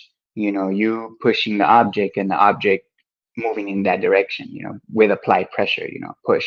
So when people are talking about a pull, what most people would say is it's the same mechanism, obviously applied pressure, like for example, a door handle, right? um, you're still applying a pressure, you're still applying a push, but when people say pull, is technically relative to the one applying the force. So when you pull something towards you, you're essentially pushing something towards you. But obviously, because we use pull, saying push it towards you just kind of sounds a little bit off again, because we're all just kind of, I wouldn't say program, but in a way we are to think of pull as a different thing than push. But in reality, they're both applying pressure.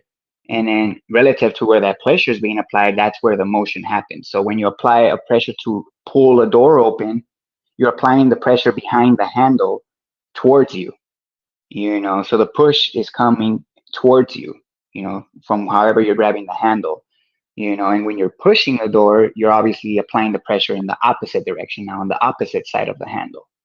So obviously pull is just a description of direction relative to the observer, or to the, to the one applying the force. When I'm talking to students, I talk about this and I ask them, when you're talking about pull, we're still talking about a pressure being applied to create that motion. We're still talking about push. So when you're talking about a pulling force, what are the mechanisms for that?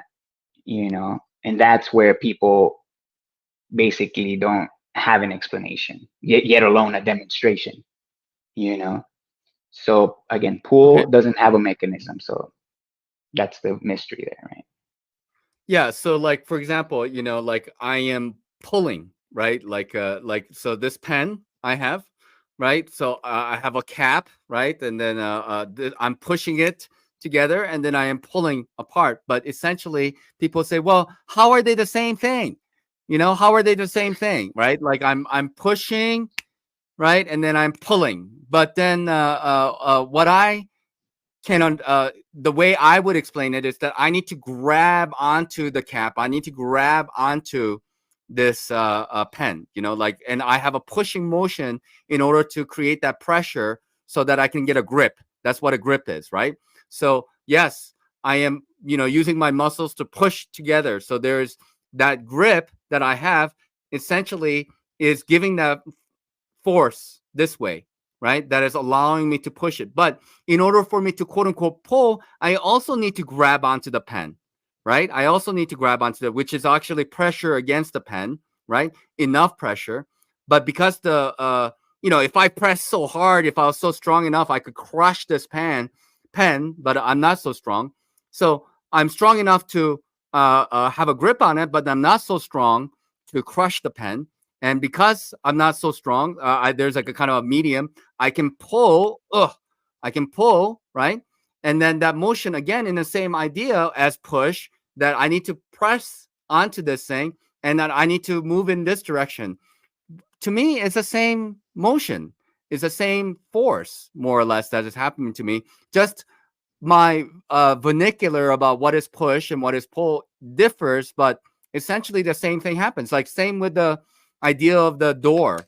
When I push the door, right? Like I'm applying pressure to push the door, right, this way to swing the door open. But when I pull the door, right, I'm essentially applying pressure on the inside the handle towards myself, and that's still a push in the opposite direction. It's a push in the opposite direction because so how are you going to push or pull the door if there's no handle, as an example?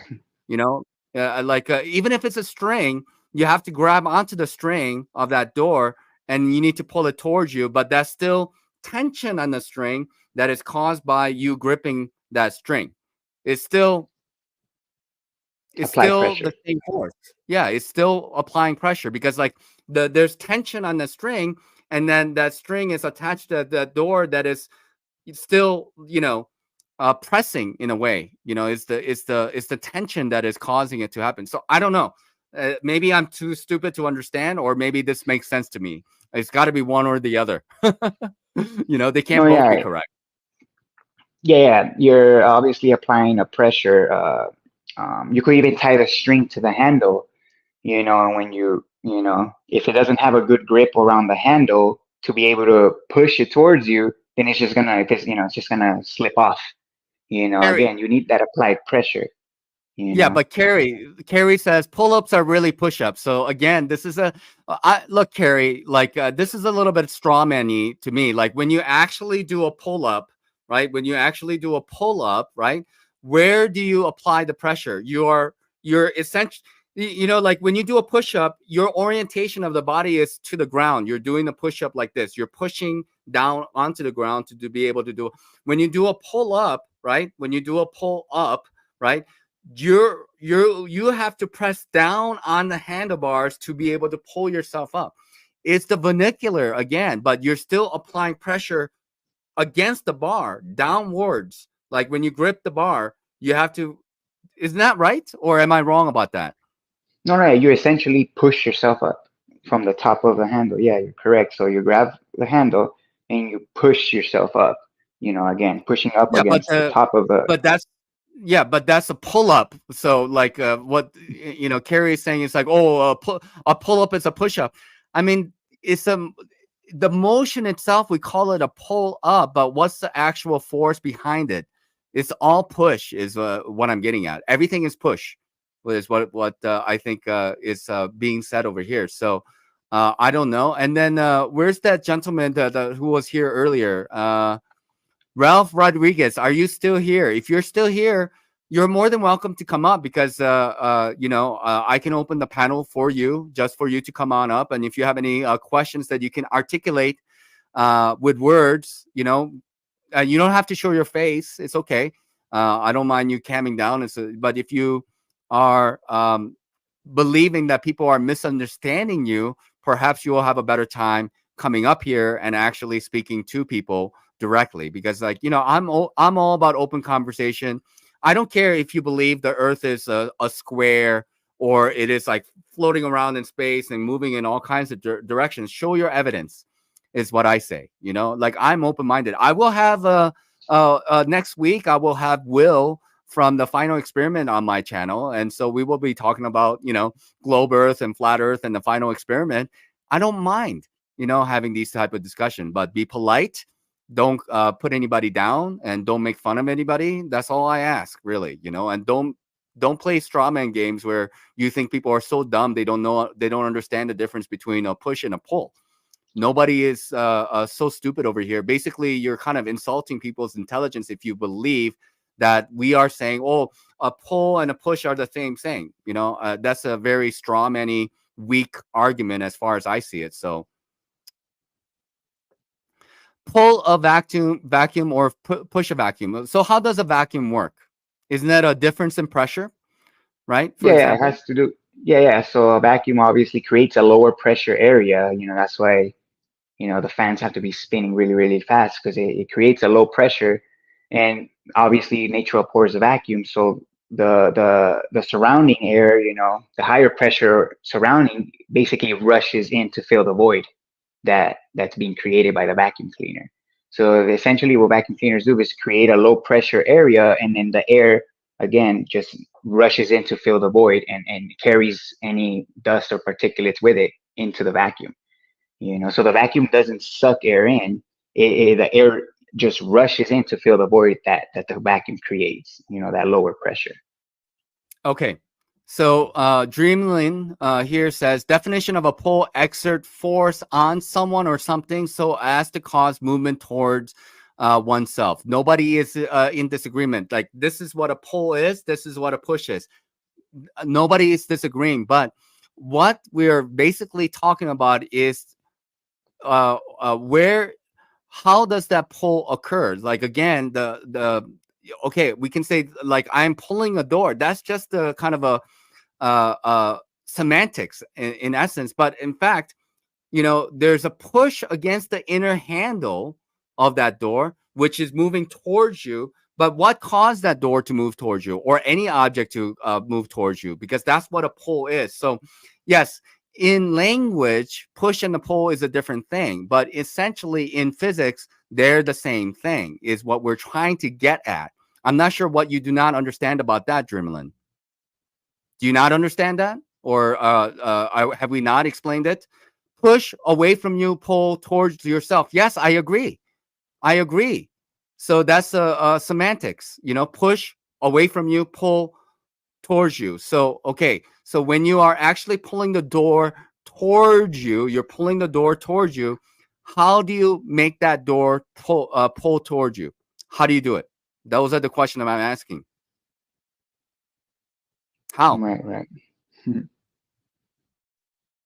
They're all push. They're all pressure moving in a direction. That's what we're getting at. Like, there's no pulling pressure. There's only one way moving. There's only moving forward. I guess, it's how you apply it. I guess that's really what it comes down to. It's like when you pull the door, yes, semantically, what that's what's happening. Yes, with your muscles, of course, either you push the door with your muscles or pull the door by your muscles in any way. But when you're pulling the door towards you, you use a handle, do you not? And when you are actually pulling on the handle, where's the pressure of those handle that is actually expressed onto the door, because the handle is attached to that door that has the apparent motion towards you, but in fact the pressure is inside. Just like when you do a pull-up, it's not like you are magnetically attached to the pull-up. You have to make a grip on the bar, which puts the pressure downward that allows you to pull up. I don't know what's so difficult to understand about that. Is No, it, yeah. am I wrong about this, or can you maybe you point me in the right direction? You tell me. No, yeah. No, you're right. I guess for people to understand, I guess maybe a little bit better, I would say like people that claim that a pulling force is different from a pushing force, then you have to demonstrate what a pulling force would be if not push. But like you said, obviously a pull is still a push, but just towards you. It's only relative to the observer. If you're pushing something towards you, we say pull, but if you're pushing something away from you, we just say push. But they're both of those forces are a push, in that Yeah. scenario. So if you're claiming that pull is different, a pulling force is different from a pushing force, well then you need something else other than push to explain that pull, Okay, or so even a like I think the demonstration. problem is semantics. We need to get away from the word push, because push and pull are opposite of each other in terms of semantics, right? Like pushing Sure. away, pull, so people are getting hung up on the definition of the word. So we say force. Would force be sufficient? would pressure be sufficient? I'm just wondering, like, is that the reason why we're having this kind of disagreement? And they're like, no, no, no, push is a push and a pull is a pull. And I'm like, okay, yes, I agree. But what is the force behind that? It's all the same force. Whatever you want to call that same force, let's not call it push, because oh my gosh, we're going to confuse everybody with that word. Well, we're going to call it a force, right? They're all using the same force, more or less. So Carrie Skate says, pulled many a vacuum in my day working on aircraft components. So I'm not sure. I think people are getting a little bit jokey, trolly at this point. They just really don't like this conversation that we're having about like pushing and pulling and Earth going up in a upward direction, because it's uncomfortable. Let's just face it. Like, it's an uncomfortable conversation to be had.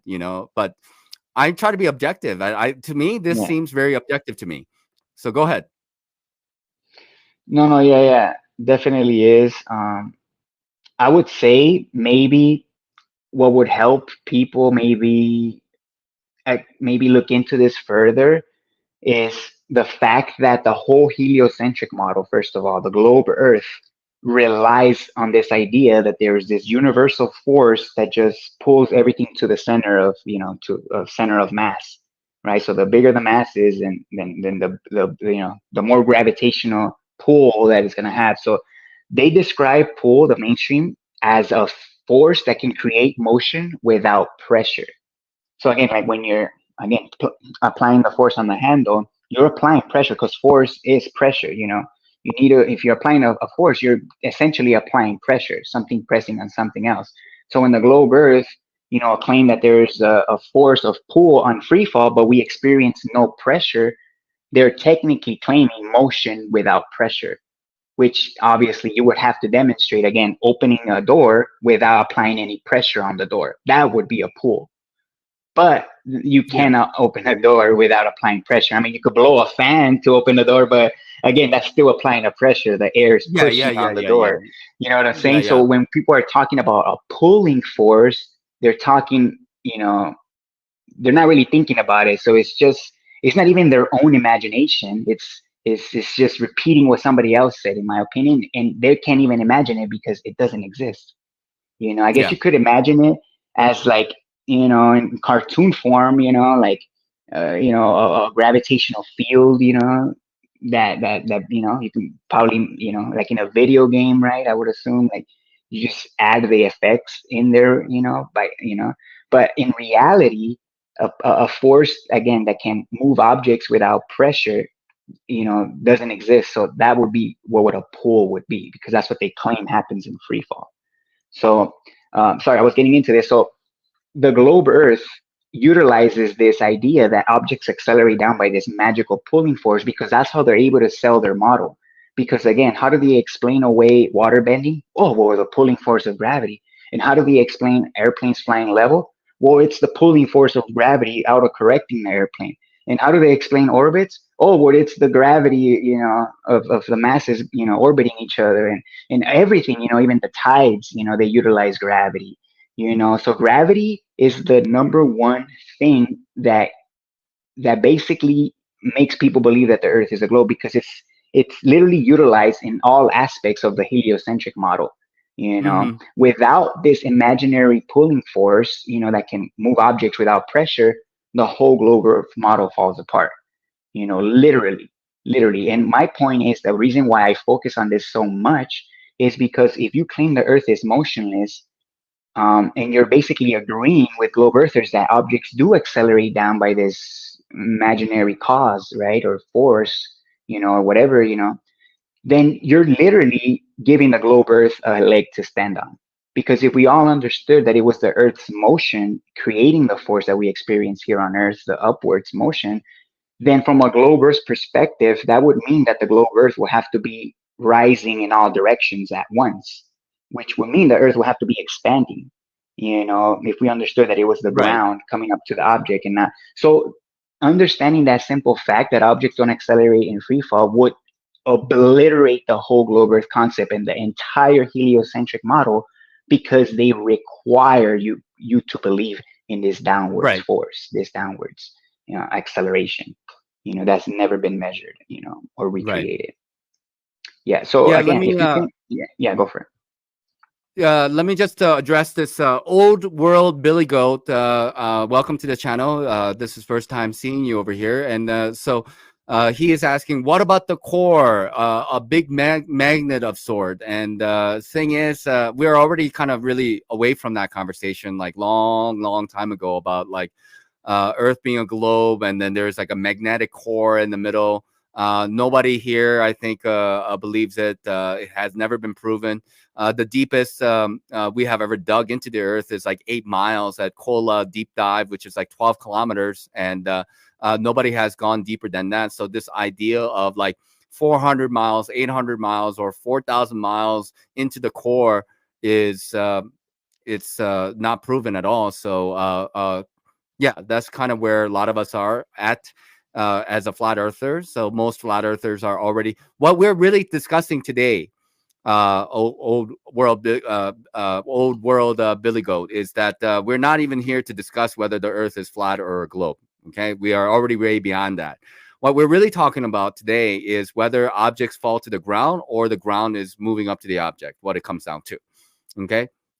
And then on top of that, the current discussion is about the quote unquote free fall. So essentially, what other like there's two factions of the flat Earth, as far as I see it. One that believes that the Earth is actually rising up at a constant speed, and the other who believes not in gravity, but what they would call buoyancy in combination with, dielectric,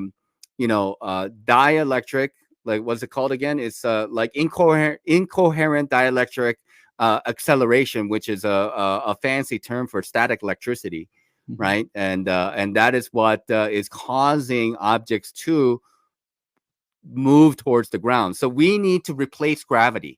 That's what it comes down to, because we know gravity is bullshit, right? But then we need an explanation that actually is very plausible. So that's kind of the discussion we're having today. So one more thing that I would like to address. So we have to ask questions. I agree, Carrie. We have to ask questions, everybody. So there's no problem asking questions, and we're doing the best that we can based on our limited understanding. So and all the questions I asked were legitimate. Fine, no problem. I don't have any problems with you asking questions. But you're asking the same questions over and over again, and then we're doing the best we can to answer the same questions. So I gave you my explanation based on my understanding. I think William was in agreement with that. All the system is in connection with each other. We're in the box. We're in the box, right? So if the helicopter is flying upward, like in order to maintain its position at 1 mile high, right, it is moving up at the same constant rate as the Earth. But to us, it looks stationary. It looks like it's hovering to us. But if you were actually looking outside from the box, I guess everybody's moving up at the same rate. If a helicopter did not use the propeller, then it would stay in its position, and the ground will go up to meet the helicopter at some point, I guess, is what I'm getting at. Would you not agree, William? No, yeah, that's what would happen, obviously. Again, you remove the force that the helicopter is using to elevate, then you're gonna see the ground, crashes into the helicopter again. Definitely. Yeah. I think it's important to really, because like I get it.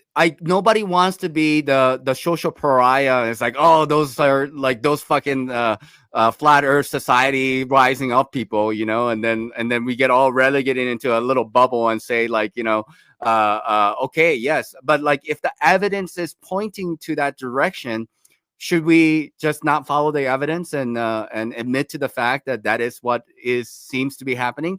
And if there's other experiments that show otherwise, then I'm more than happy to move in a different direction. But I cannot keep my mouth shut. I'm not going to not present this material, because I think it is an important topic, and it's probably one of the more important topics within the flat Earth community, to actually be talking about this kind of stuff. Actually, that's how I feel about it. No, yeah, definitely.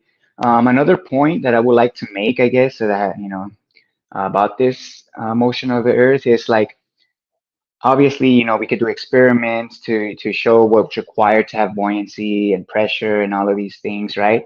So if you claim that obviously, like the globe Earth, there is a pulling force, and then you start debating the cause for this acceleration down that's never been measured. So now you have a debate now, because now they're debating an idea that, well, what's the cause for this acceleration down? With at the end of the day, that acceleration down has never been proven. So to debate the cause for this acceleration down, to me, is completely muddying the waters and slowing this whole thing down, because that's no different than two people debating what color socks does Santa Claus wear, for example. You're gonna have somebody claiming that he wears red socks and somebody claiming that he wears white socks, but the fact is Santa Claus doesn't exist. So if this downwards acceleration doesn't exist or has never been measured, why are you debating the cause? You know what I'm saying? So you're debating nothing. You're debating an idea that It's a doesn't straw even man. exist It's a straw man then. in a way. It's yeah, Exactly. in a way. Yeah, yeah, yeah. So Yeah. let's address another question by Carrie Skates. Okay, I think we're having a bit of a miscommunication. We're talking past each other. I think that's really the problem here. Okay, but we are using the force to maintain the mile high helicopter. He's still talking about the helicopter. The question was, will the Earth meet the helicopter, or will the mile be maintained? Well, that's dependent on the helicopter, isn't it? Like, if the helicopter loses its upward momentum, of course it's going to hit the ground, or the ground is going to hit the helicopter, one way or another. So what is allowing the helicopter to maintain a mile high distance? Because it has the constant motion going upward, pushing the air down using the propeller, right?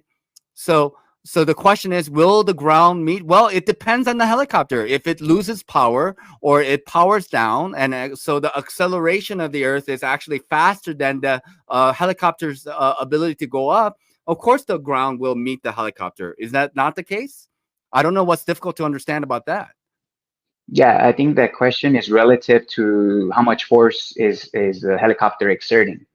You know, obviously, if it's obviously the same amount of force needed to just hover, and obviously it has to maintain that constant force to maintain that constant motion with the Earth, so it'll just appear like it's hovering. But let's say, like you said, let's say it loses power, you know, then it can no longer maintain that constant force to maintain itself up. So then, yeah, if it loses power, then yeah, the Earth will come to meet it. But if it uses more power, more force, then it's gonna increase the distance. Like you said, it's just relative to the helicopter at that point. Yeah. So okay. Again, Dreaming is like, because Earth is stationary. Earth is stationary. Relatively speaking, I guess is the best way I can really put it. You are inside the Earth, and everything is connected. So when you are looking outside, it appears stationary. I get it. When you do the whole Michelson-Morley experiment, yes, it is stationary because they're all connected. Everything is all connected to each other. So when the Earth is moving up, so are the stars, so is the sun, so is the moon, so is the air, so is the cloud relative to the Earth, and thus it is stationary, right? But you cannot have the buoyancy, which is the gradient in which that, because like the denser airs at the bottom, lighter airs at the top, heavier waters at the bottom, lighter airs at the top, waters at the top. You wouldn't have that buoyancy gradient unless there is force. If let's just imagine Earth was just floating out in space, then like all the water would just kind of like probably bunch up into a giant ball together, and then who knows what the Earth is going to happen, right? Just like we would experience water like in a free fall speed, quote unquote free fall, at a so it's like it turns into a ball, like in a zero gravity atmosphere, right? So again, Carrie's going on with this, so let's continue to address it. We are going up. We are not going up or down anymore. We're staying at 1 mile. We use the force to get the 1 mile away. And then what? How did you get to that 1 mile? And then so you're maintaining that 1 mile. And then what? And then we're not losing power. Okay, we're not losing power. Okay, and then what? We have plenty of fuel to stay at the 1 mile high. We're not losing any power. Okay, so you're not losing any power. So you're 1 mile away, and you will stay 1 mile away as long as you don't lose power, or long as you don't change the how fast that the propeller is moving 1 mile away, right? Correct. So what's the question? The helicopter is disconnected from the Earth. No, the helicopter is not disconnected to the Earth, because the helicopter is connected to the air in which that it is floating on, which is connected to the Earth, which is the air is on. So all the things are not like independent of each other. They're all connected to each other. So the helicopter is not disconnected from the Earth. But if helicopter somehow was disconnected to the Earth, no matter how fast the propeller is going, it will meet the Earth. If you put it like 1 mile away, and then it's like, just let it, then there's no connection to the Earth at all, because it's, the helicopter will have no effect on the air. The helicopter will have no effect on anything. It will hit the ground whenever, right? That's what I would guess. Yeah. That's what I would guess as well. You made a good point there, that I think that's the part that they weren't getting.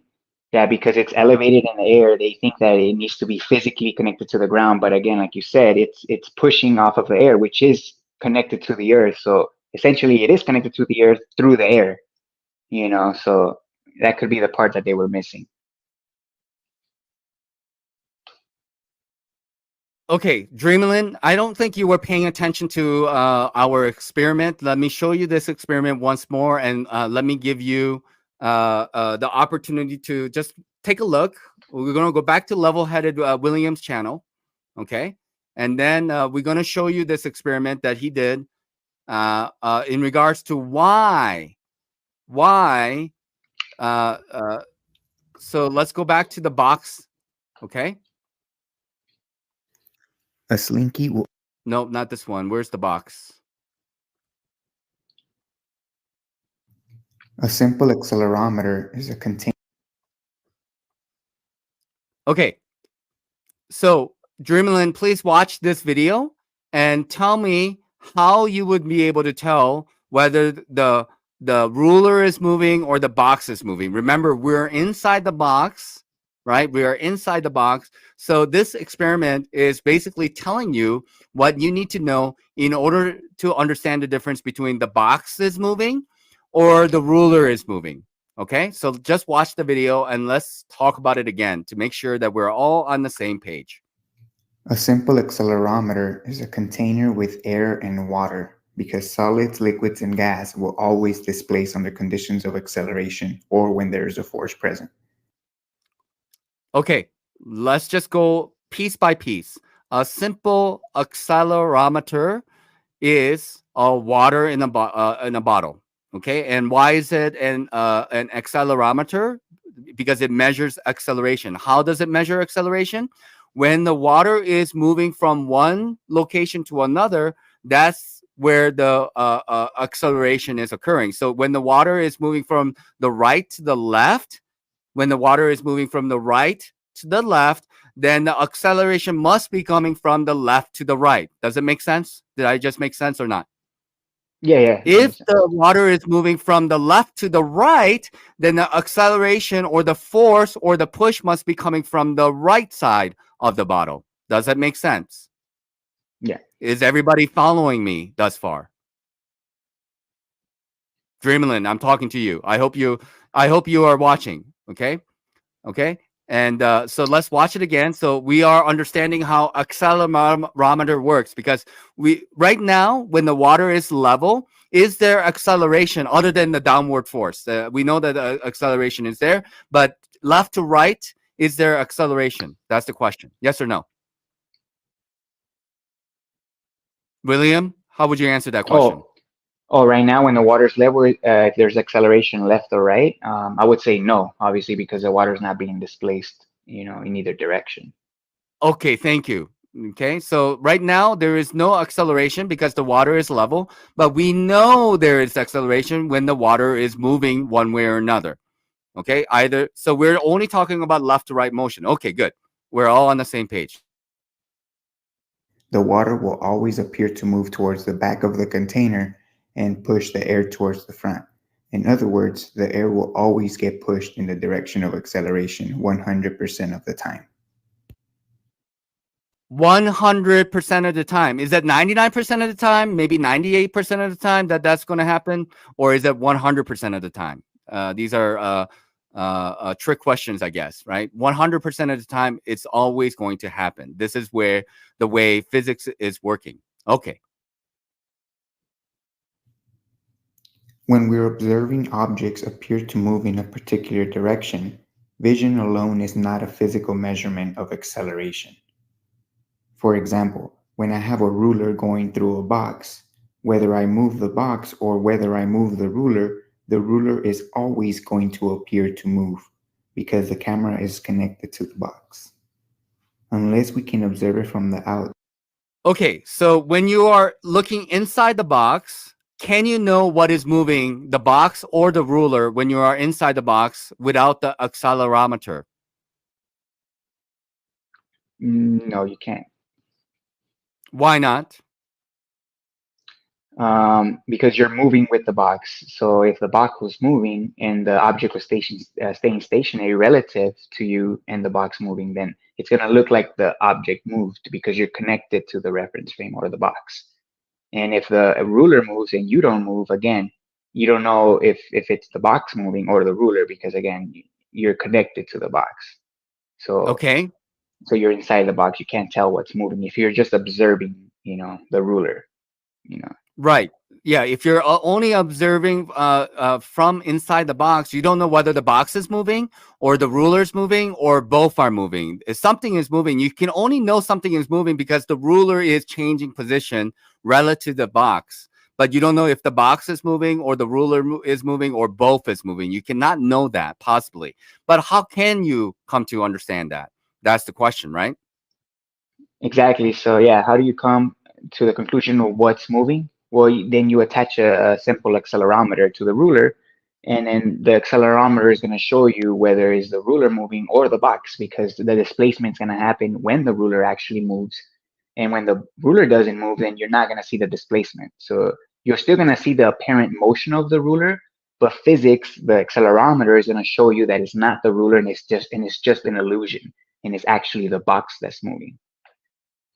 Oh, but here, Dreamlin, exactly. There's no way to know the Earth is moving if you have no accelerometer. Now we add the accelerometer that we were talking about earlier because you know the direction in which how the accelerometer is working now, right? Because it's the water in a bottle. That's an accelerometer, right? And then you attach that to the ruler. So let's watch the rest of the video, and then maybe we can know what is moving and what is not moving. Okay, let's watch the rest of the video. Outside, the ruler will always appear to move. However, if I was to attach a simple accelerometer to the ruler, then we will know if it's the ruler moving or the reference frame without having to observe it from the outside.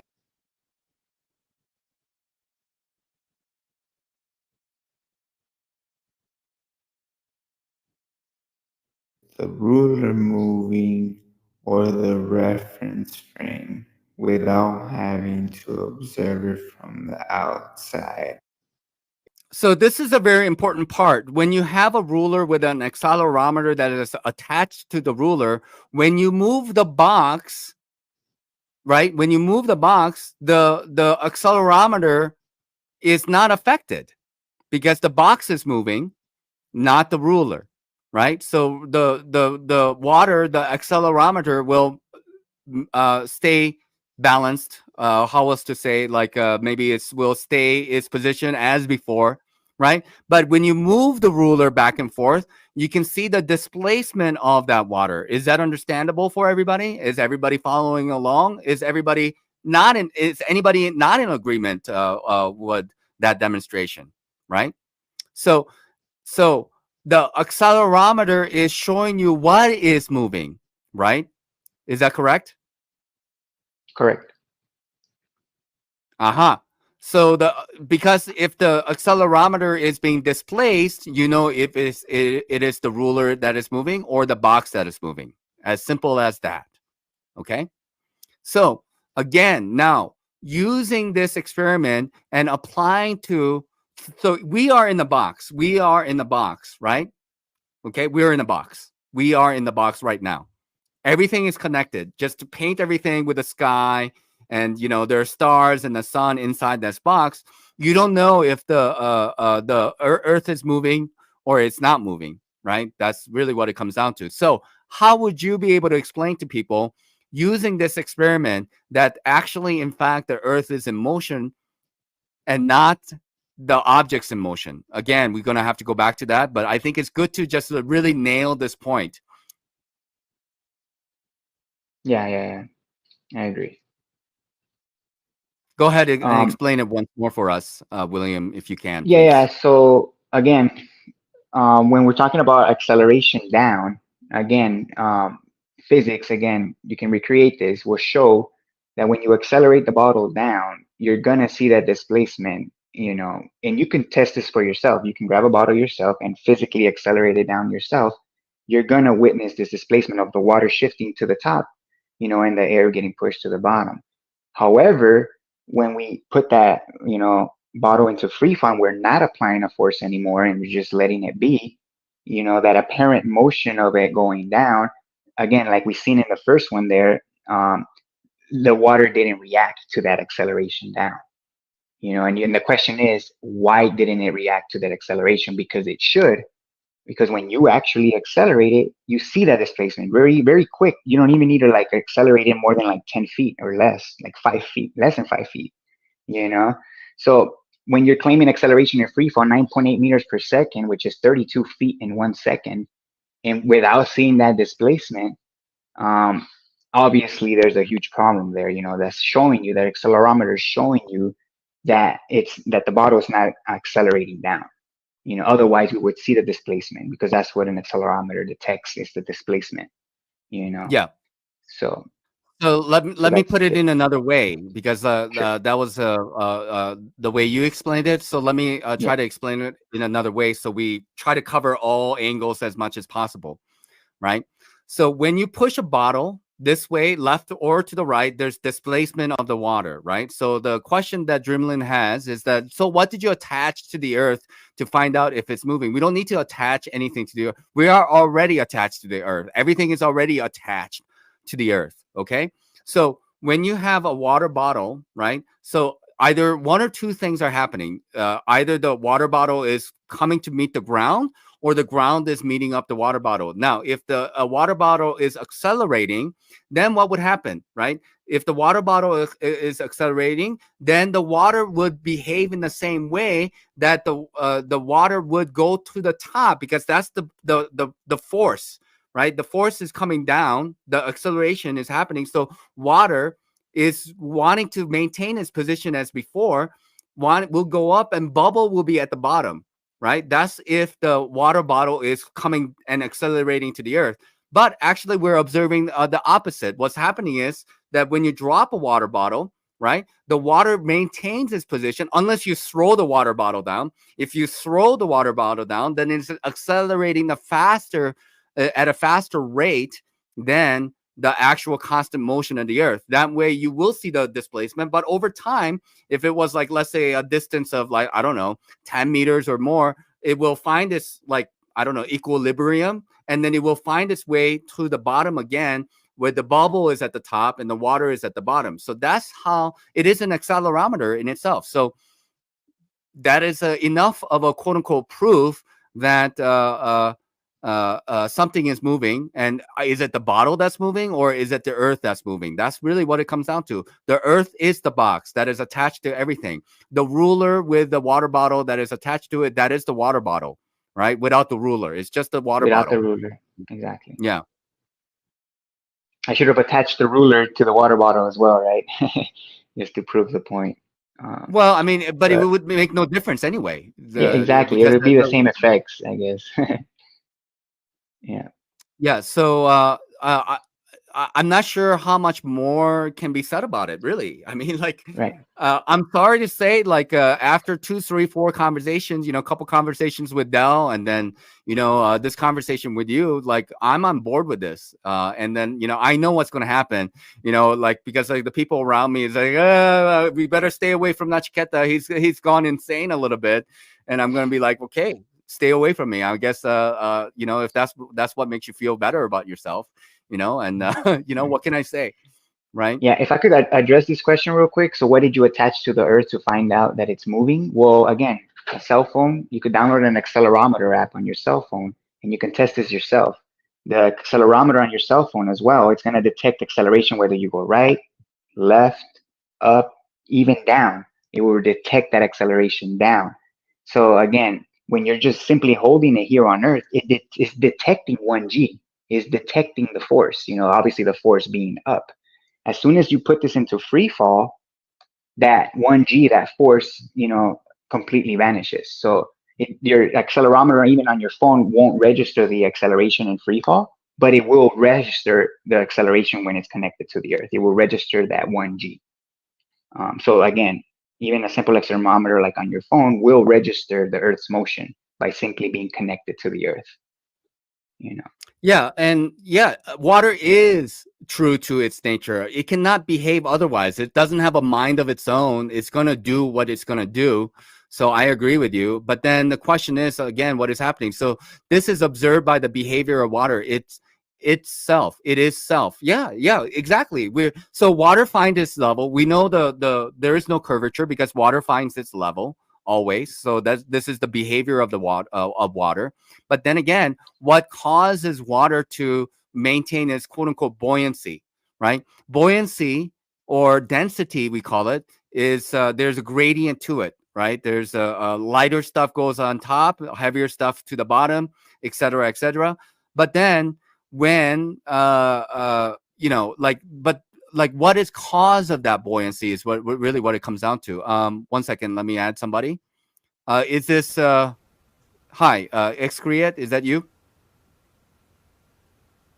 Hello? Hello?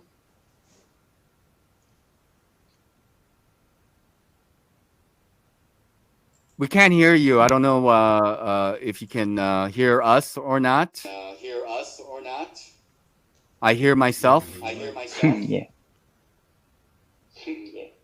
Is there an echo? Sorry.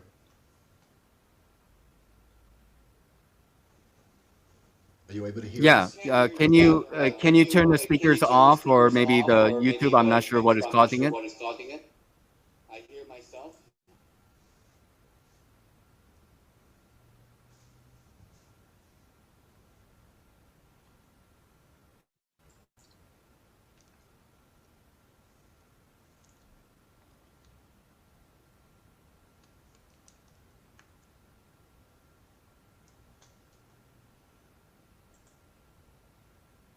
He's having some technical difficulties, probably.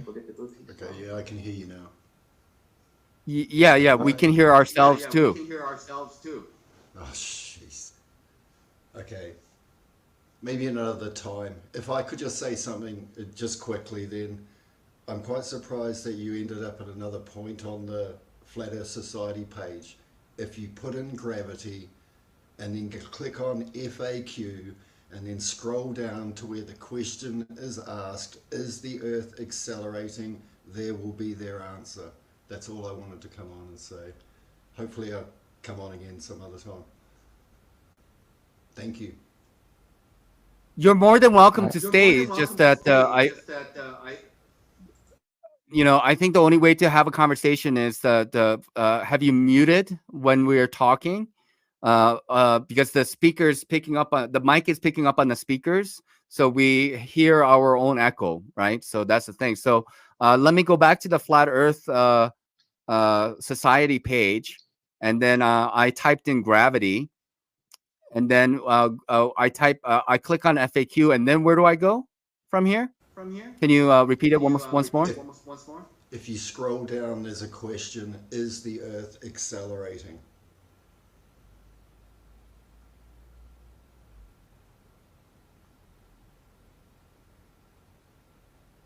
Oh, there it Okay, is. got it. And gravity pulling. Anyway, I'll just leave you with that, and I'll try and sort out this tech stuff. Thank you. Yep. All right, Andrew, Thank take you. care. All right, so let's take a look at this again. So is the Earth accelerating upward? No, this is popular theory among some small groups to explain gravity, but it is problematic at best. The Earth is stationary. We are not whizzing about in space at 67,000 miles an hour or at speeds accelerating upwards the speed of light. It doesn't make any sense. Even like it doesn't even answer the question: is the Earth accelerating upward? So like the 67,000 miles is the rotation of the Earth around the sun. That's like 66,600 miles usually is the average that they give you. And then on top of that, what is this speed accelerating towards the speed of light? Like where? Like how would the like we would be like turned into a mush if we were accelerating upwards at the speed of light. So I'm not even sure what that question really answers to me at all. And then again, doesn't gravity pull things into a sphere? Actually, it can be it can be shown that an infinite plane would be a more stable form of gravity to pull things into, as mentioned above. Though sphere Earth gravity is a lie. Many will attempt to say raindrops form spheres due to gravity. Of course, this is ridiculous. When they do form spheres, which is a minority of the time, it is due to surface tension. I don't even understand what that means. So, do you understand it? I mean, seems like what they're saying is that the Earth is not accelerating up because it seems like they're kind of like pushing towards an infinite Earth model. That's what it kind of seemed like. That infinite Earth model apparently has a better explanation of gravity pulling things down. I think that's where that was going.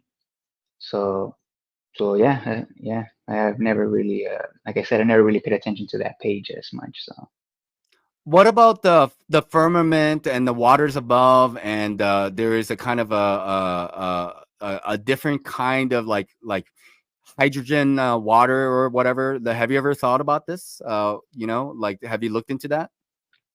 yeah, yeah, about the waters above, right, and waters below. So yeah, I mean, what's outside of the Earth, definitely could be like another medium. It could be water. We don't know at the end of the day.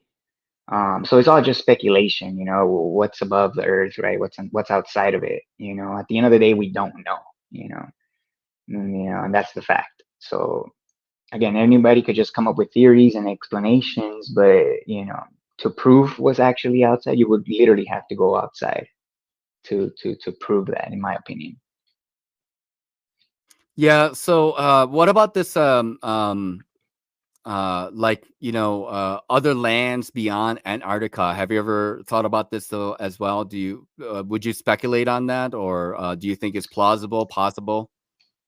I think, I mean, obviously the dimensions of the Earth are unknown. So in my opinion, the layout of the Earth is not what we've been told. I know a lot of people like to go to Google Maps and use that, as a reference to, show where, everything is. But, Google Maps only shows you, locally. Once you start zooming out, obviously the distances, and everything gets distorted, from different continents. So at the end of the day, the reason why there's a reason why there's no actual accurate map of Earth, and it's because nobody actually knows the layout, in my opinion, or again, so there could be obviously other lands, but where, they could be, I don't know. I don't even know, if I'm being honest. I don't even know where I am on Earth. You know, the only thing I know is what I've been told, about the continents, and the size of the continents, and how they're spread, Right. and the location of them relative to other continents, and yeah, and obviously independent exploration is not allowed. So yeah, I mean, other lands and all that, it's possible. We don't know the layout. Yeah, I mean, only thing that I will like comment about it is that if we believe, like, as you go up and the horizon is like meeting your eye level, as an example, right? So like right now, like, you know, at the ground level, you know, like we see the horizon if you're at the beach or whatever, it's at eye level, right? It's at eye Sure. level. So Sure. as you go up, we say, well, you know, as you go up, actually the horizon should be dipping downward because that's a curvature. Like that all makes sense to me.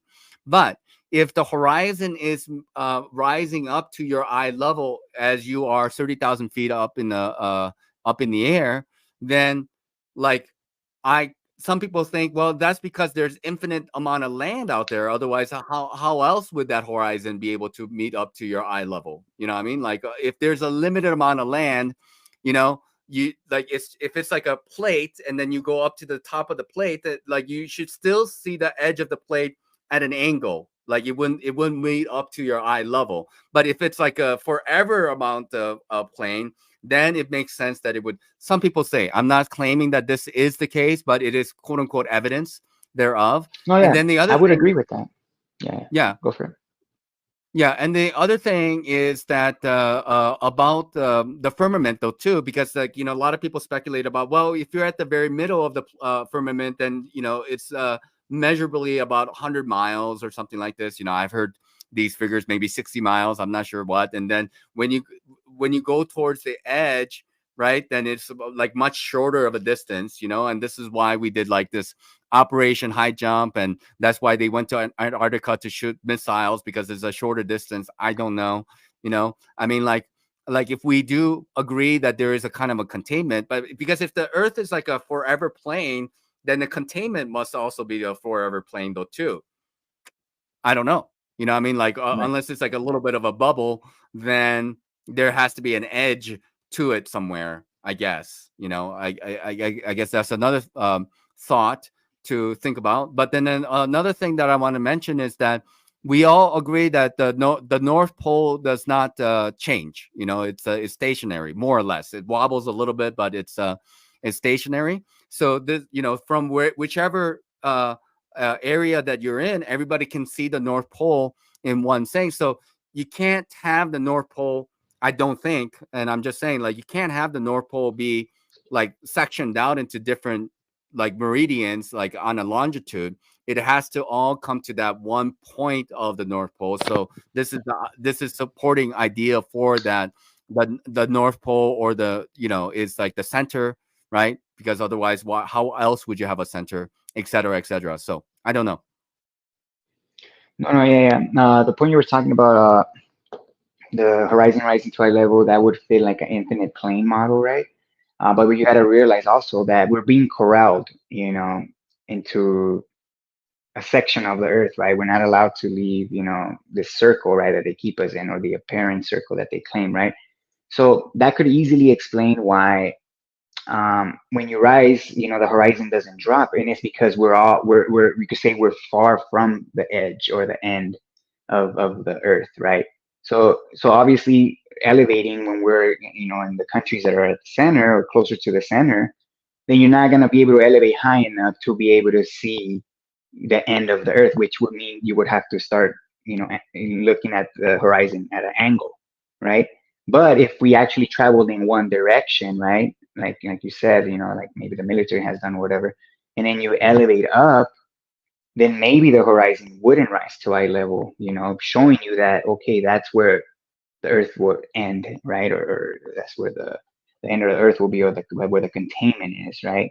Again, this containment of the earth, again, claiming that it's a dome, at the end of the day, we don't know what the container looks like, in my opinion, obviously. But if you claim that the earth is not being contained, then you're, by default, you have to claim that there's infinite space if you go up, you know, because obviously if there's no containment, well, then what's going to happen if you just went up? You know what I'm saying? And how, obviously, and also, how is the air being maintained to maintain pressure? Because the air has to be maintained to maintain pressure. Otherwise, it will just displace in all directions. You know. So again, if you claim that there is no containment, well, then you're basically claiming in a way that there's just infinite space. You know, if you just go up. You know. Again, so again, infinite Earth and infinite, you know, space without containment like that, to me, it doesn't really make sense. But again, you know, people want to believe that, you know, that's your belief. But at the end of the day, again, if you disagree that there's a physical containment maintaining the air, then again, then what happens when you just go up, right? You're just gonna go up forever, I guess, if you physically could, right? You know, so I don't know, you know, those are Yeah. thought-provoking questions, I guess. S- Okay, so one of the questions that I have is that, in your opinion, like, what is the best way to bring people together on this topic and try to like really help people? Because, like, there's a lot of a knee-jerk reaction, and people are like a little bit standoffish, and often with human ego is concerned, I would say once they make a claim, they don't want to admit that that is like, their initial thoughts were wrong. People tend to look for reasons and rationale to explain their position. So like, I try to be very careful in terms of like the way I approach these type of topics. I can talk about any kind of controversial topic, but when people make a position that is contrary to the topic that is being talked about, like as it is today, like people want, so like like my interest is like, let's find the common ground. Okay, we are all flat earthers and we're moving in the direction of the truth, and obviously the bad guys are interested in us being confused and divided, and going all kinds of different directions. So let's try to bring everything together. So what's the best way, in your opinion, to get this topic discussed in the right way? Let's just put it that way. Um, Honestly, it's just sticking to the facts, you know, obviously being respectful, you know, and name calling when you're presenting this information, you know, question people, kind of like to the answer in a way, you know, obviously, you know, um, kind of using the Socratic method, in other words, but basically, you know, keeping it simple, you know, obviously with having your demonstrations with you when you're talking about what you're talking about could help, obviously, like how you showed some of my experiments. Um, but at the end of the day, you know, if people are just gonna have a bias and just be stuck in their belief, because there's people like that, you know, even in other religions, you know, especially, you know, like Christianity and stuff like that. Some, you know, people are really stubborn, you know, when they're defending a bias. So we're gonna see that a lot with this subject as well. So to be honest, like some people are just gonna be stuck, and honestly, you're just gonna have to move on, you know, because some people are just not gonna want to get it for whatever reason, and you can only do so much, I guess. You can only simplify it so much, and you know, and if people don't want to let go of their belief, and then that's just a personal problem that they have, you know. We can only do so much, you know. Yeah, I guess that's true. I mean, like, you can't make a horse drink water, even if you bring the horse to the water. So you can just move on. And I personally like uh, think maybe the best thing to do is just kind of staying in my own lane, which is like, okay, if I believe this, I'm going to present it, and I just tell people why I believe it. And if people can point me in a different direction, I'm more than happy to be open-minded about it. But the reality of the matter is that I'm not really interested in name calling or getting involved in drama. To me, it's like a waste of energy and attention for me. And Hmm. yes, like if people do have concerns about like this idea about push and pull or helicopters, we can talk about it. But then how much can you talk about that? Like for how long can you talk about helicopters hovering or pushing and pulling, and then you just have to kind of give up and like, okay, like I did the best that I could. I can't really go further with this conversation. I'm just going to go move on. So what's the next thing now? Like, let's say we agree about everything, you and I. We agree Sure. that the Earth is not stationary; it's actually moving up at a constant rate, and that we are in a kind of a terrarium of some kind. There's containment and all this kind of stuff. So we agree just about everything. So where do we go Sure. from here? So I'm actually doing what I think we should all be doing, in my opinion. Obviously, I don't know, you know, if you're able to do the same where you're at, but street activism, in my opinion. You know, once you understand, you know, the simple facts, you know, for yourself, and you're able to articulate them to others, then the next step is sharing it, you know, with others, you know. So obviously street activism, having interviews with other people, finding ways to start conversations about this subject, and then pointing people in the right direction, in other words, because you got to remember, at the end of the day, the globe Earth belief is still what's prominent. You know, over 95% of people still believe in the globe Earth. So there is a lot of people to talk to still. You know what I'm saying? So again, if we don't go out and, you know, and speak to real people, you know, in the real world, then this information is not really going to get too far out, you know, because again, the internet could easily be controlled. It is being controlled. You know, they can change, they can demote channels. They can, use propaganda left, right, and center, you know, and definitely slow this down. But if you wanted to move forward, in my opinion, we have to go out and speak to real people, go to universities, go, you know, to speak to real people, basically, and be active with this information as much as possible. You know, I try to do as much as I can. You know, I basically work full time. You know, I have 2 kids, you know, so it's hard for me to make time to even do activism. I have to take, you know, one day off every 2 weeks, or, you know, one at least a week, so I can go out and do activism.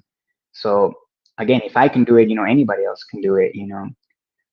So again, once you understand this and you're confident and you know how to articulate yourself, then yeah, you got, my best advice is to be active, you know. And again, even if you're shy or if you're antisocial, you know, even sharing some of the videos that you understand and then that, you know, can help others understand, you know, just sharing the videos, you will be, you know, it's something, you know what I'm saying? But yeah, trying to get this information out to the populace is what's crucial, in my opinion. So street Yeah. activism, in my opinion, it's the next step, um, for anybody that wants to push it forward further. You know, Okay. no pun Let me just intended there. respond. Let me just respond to Sure. Grammy 9. Grammy 9, you missed most of the conversation. It seems we've already answered this question a while ago. So please rewatch the video and then go check out the Levelheaded Williams channel. And then you don't have to ask, like, what about your question? Your question has been answered over and over again. It seems to me the Earth is not stationary. It's stationary in terms of perspective. Like, you're already inside the moving object. It's like we're all in this box together. Okay. And then relative to us, it's stationary, but actually we can understand that it is in motion due to accelerometer, which is in the form of a simple bottle, because the water is to the bottom and the bubble is at the top. We already explained about this. And then another kind of a somewhat sly comment, I would say, is that if the Earth is flying upward, where's the water going to be? Above us or below us? Water is exactly the where it's supposed to be if the Earth is moving upward. But what if the opposite is true? What if Earth is moving in the opposite direction? Then where would the water be? Right? It would be above us, probably. Right? Like if the Earth is like moving downward, and we would all be like upside down, I guess. If all of a sudden, like Earth came to a screeching halt, and then it's not moving in the upward direction, so it's going upwards, and then it stopped, and then moved in the opposite direction, then the water would probably go to what we call the sky, and then we would all be floating up into the sky, I would imagine, because that's where the motion is now. So we are going to be kind of screwed after that point, because there's no ground, because ground is going to be above us at that point, Yeah, we'll be like bats, basically. Yeah, basically, yeah. Yeah. Yeah. So Um, is there anything else that you want to share? And one more question I do have is that, sure. why is this topic so important to you? This Right, particular right. topic, there's so many Yeah, different yeah. avenues that you could have gone down on, but like this topic is very important to you. Go ahead. Yeah, yeah. So the reason why this topic's important to me, obviously, because in my opinion, this whole globe Earth lie, you know, especially, you know, acceleration down in free fall, I would say that that is the biggest lie on Earth and is the easiest to prove. So by default, in my opinion, it becomes the most important because again, it's the number one thing that over 95, maybe over 99, you know, of the population believe, you know, is that objects accelerate in free fall. And based on that idea is how the whole heliocentric model came to be, based on this gravitational force, you know, universal force that can create planets and orbits and make water bend and all this stuff. So exposing that lie that, that objects don't accelerate in people by default also exposes the globe Earth and the whole heliocentric model. And again, it's very simple to understand, obviously water being level when contained and at rest, and obviously accelerometer showing you what's actually accelerating and what's moving. Understanding that is very simple. And again, being the biggest lie on earth and the easiest to understand is just, in my opinion, the most important. And that's why, this is what's driven me, to this position. Yeah. Let me just respond real quick. Gray Me 9. I don't know how to pronounce your name, but you say, well, Notch, this isn't my first rodeo. It doesn't matter. It's irrelevant to me whether this is your first rodeo, the 100th rodeo. If you have something to say, the StreamYard link is pinned there, and then you can come on up. But like, if you say, well, we're trying to create a cult, I'm not interested in this cult. Like, I don't know what you're talking about. Like, either this is true or it's not true. And if it's not true to you, then give us the reason why it's not true to you. You're more than welcome to share your opinion. Like, I think that, like, for us, we are just trying to be as objective as possible. We're not trying to create some kind of a following. I don't really care for all this kind of stuff. Like, I have a channel and we talk about different stuff. And obviously, flat Earth is one of the topics that I'm interested in. That's why I have invited William and Dell and other flat earthers. And within these so-called different communities that I am a part of, I am interested in what commonalities that we do have. I care about logic. I care about reason. And I care about evidence. Okay. So these are things. So like we all have elements of cognitive dissonance. I'm not saying I'm like purely objective individual. I have my own irrationalities. I can admit to that. And I have my own limitation of my ability to reason things out. I'm just a human being. But with whatever faculty that I may have, and I can come to some understanding of whatever subject that I come across, I'm going to share that information with my audience. So if that resonates with you, great. If it does not, that's great. And if you believe that I am a quote unquote shill or somebody who's grifting or whatever, you're more than welcome to present that information. You can all make your own channels and then, point out that Nachiketa is a gatekeeper or whatever, titles that you want to put onto it, and people listen to it. That's fine. I just allow people to decide for themselves what is best for them. That's all I can really say. Oh yeah, right on. I agree. People will believe whatever they want. At the end of the day, if you don't have any facts to back up your claims, then you're in a cult. you know. So trying to claim that we're in a cult, first of all, I represent myself. I'm not part of any group. I don't represent any flat Earth group or anything like that. I'm just William, and I made my channel just to be a voice and to represent the facts, and that's exactly what I'm doing and what I'm going to continue to do. And again, if it resonates with you, great. And if it doesn't, I would love to hear your reasoning why you don't, agree with it, right? I would love to hear your logic to why you disagree with it. And yeah, dialogue is, probably one of the best things we can do to come to, a reasonable conclusion, if you're honest, obviously, because honesty, if you're not honest with yourself, then you're not going to go nowhere. You have to be honest with yourself at the end of the day. And that's the only way you can move forward, Yeah, absolutely. Okay, I think we're gonna kind of wrap it up. But before we do so, I have a final question for you. Let me ask you about spirituality and God, if you don't mind me moving in that direction. Like, what are your thoughts about spirituality, and what are your thoughts about God? Do you believe in the God or the God? Go ahead and tell us, and then we're gonna probably end with that. Sure. So spirituality, right? So I've actually experimented with magic mushrooms. I don't know if you have, but I have. I've microdosed, a lot of times, a handful of times, and I've actually taken a couple of heroic doses as well. So those experiences to me is like, I hear a lot of people talk about spirituality and try to connect these experiences of magic mushrooms or psychedelics, in other words, to like the spiritual realm, right? Like people like to try to say that, oh, taking these substances, brings you closer to this spiritual realm or something like that. What I experienced was the complete opposite.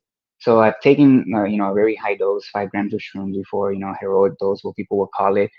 And what I experienced was like, it wasn't nothing like that. Like nothing, that I went to another dimension or I started seeing things, right? It was nothing like that. It was literally all just logic and reason that I experienced, right?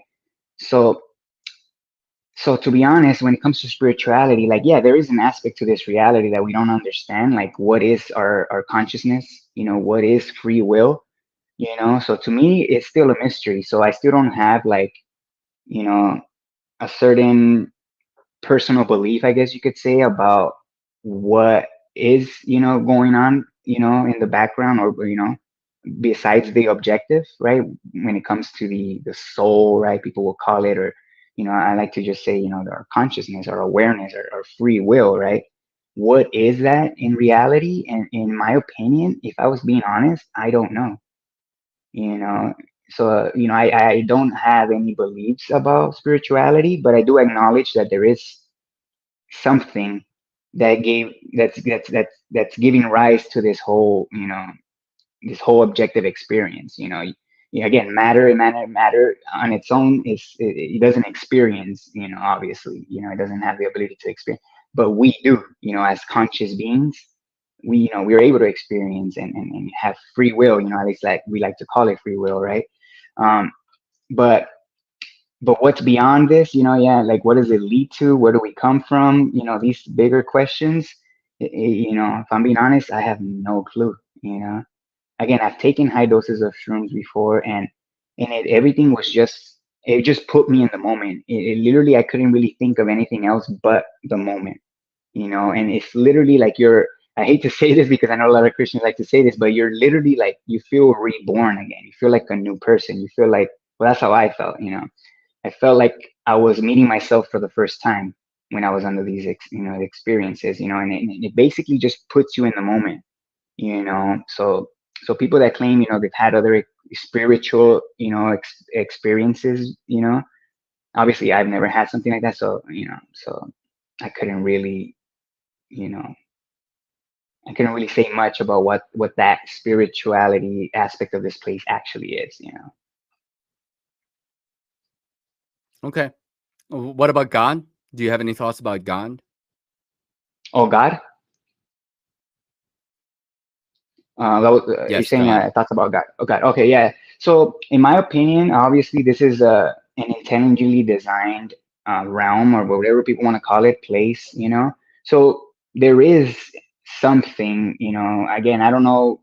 I can't imagine or even think about what this cause is, like what this being actually looks like, or whatever it is, that created this place. But I can acknowledge is that it was intelligently designed. There is a God. Again, that's just the word that we're creating, right? To explain that there is a creator for this experience. But I'll acknowledge that. But to buy into a particular God, that's what I wouldn't do. I simply acknowledge the fact that this place was created by something else. But what that is, I couldn't wrap my head around it, at Yeah. least for the time being. Yeah. Yeah. Yeah, I think this is all very fair. And again, it's going to be very different for individuals, and I'm not trying to corner you or put you in a box or force you to try to, talk about something that you may be uncomfortable talking about. But, like there's another kind of a philosophy and logic that's involved in, like, what kind of God that you may believe in. And then, like, it kind of gets revealed by one's a description of the belief that they do have, right? And then, same with spirituality. Like, generally speaking, with the conversation of spirituality, that this material world isn't the only thing that exists. There's something that is beyond that. What that might be is, again, up to the individual. But to say that I am only this material body, because this the Theseus boat is a kind of a boat, like, you have a boat, and then you take the parts of it and you replace it, like, just like your body.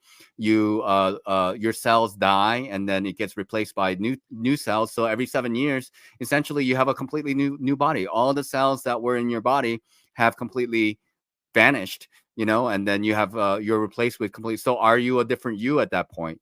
So like that kind of thinking will say, well, like, it shows that I actually, I, whoever that is, the identity thereof is beyond the body itself, I guess, is what it comes down to, So anyways, William, I really appreciate you spending the time together with me today to explain your experiments. And I have much better grasp about what you're talking about. And I will have to say that objectively speaking, if I were to be very honest with myself, I believe that your presentation is very convincing for me, and that it makes sense that we are on a topographical level field. And I like the flat earth terminology. I'm going to tell people right away, because it rubs people the wrong way. And that's the reason why I like that, label, flat earth. I understand it's not a 2D paper flat, pancake flat things, because we've got mountains and all that stuff,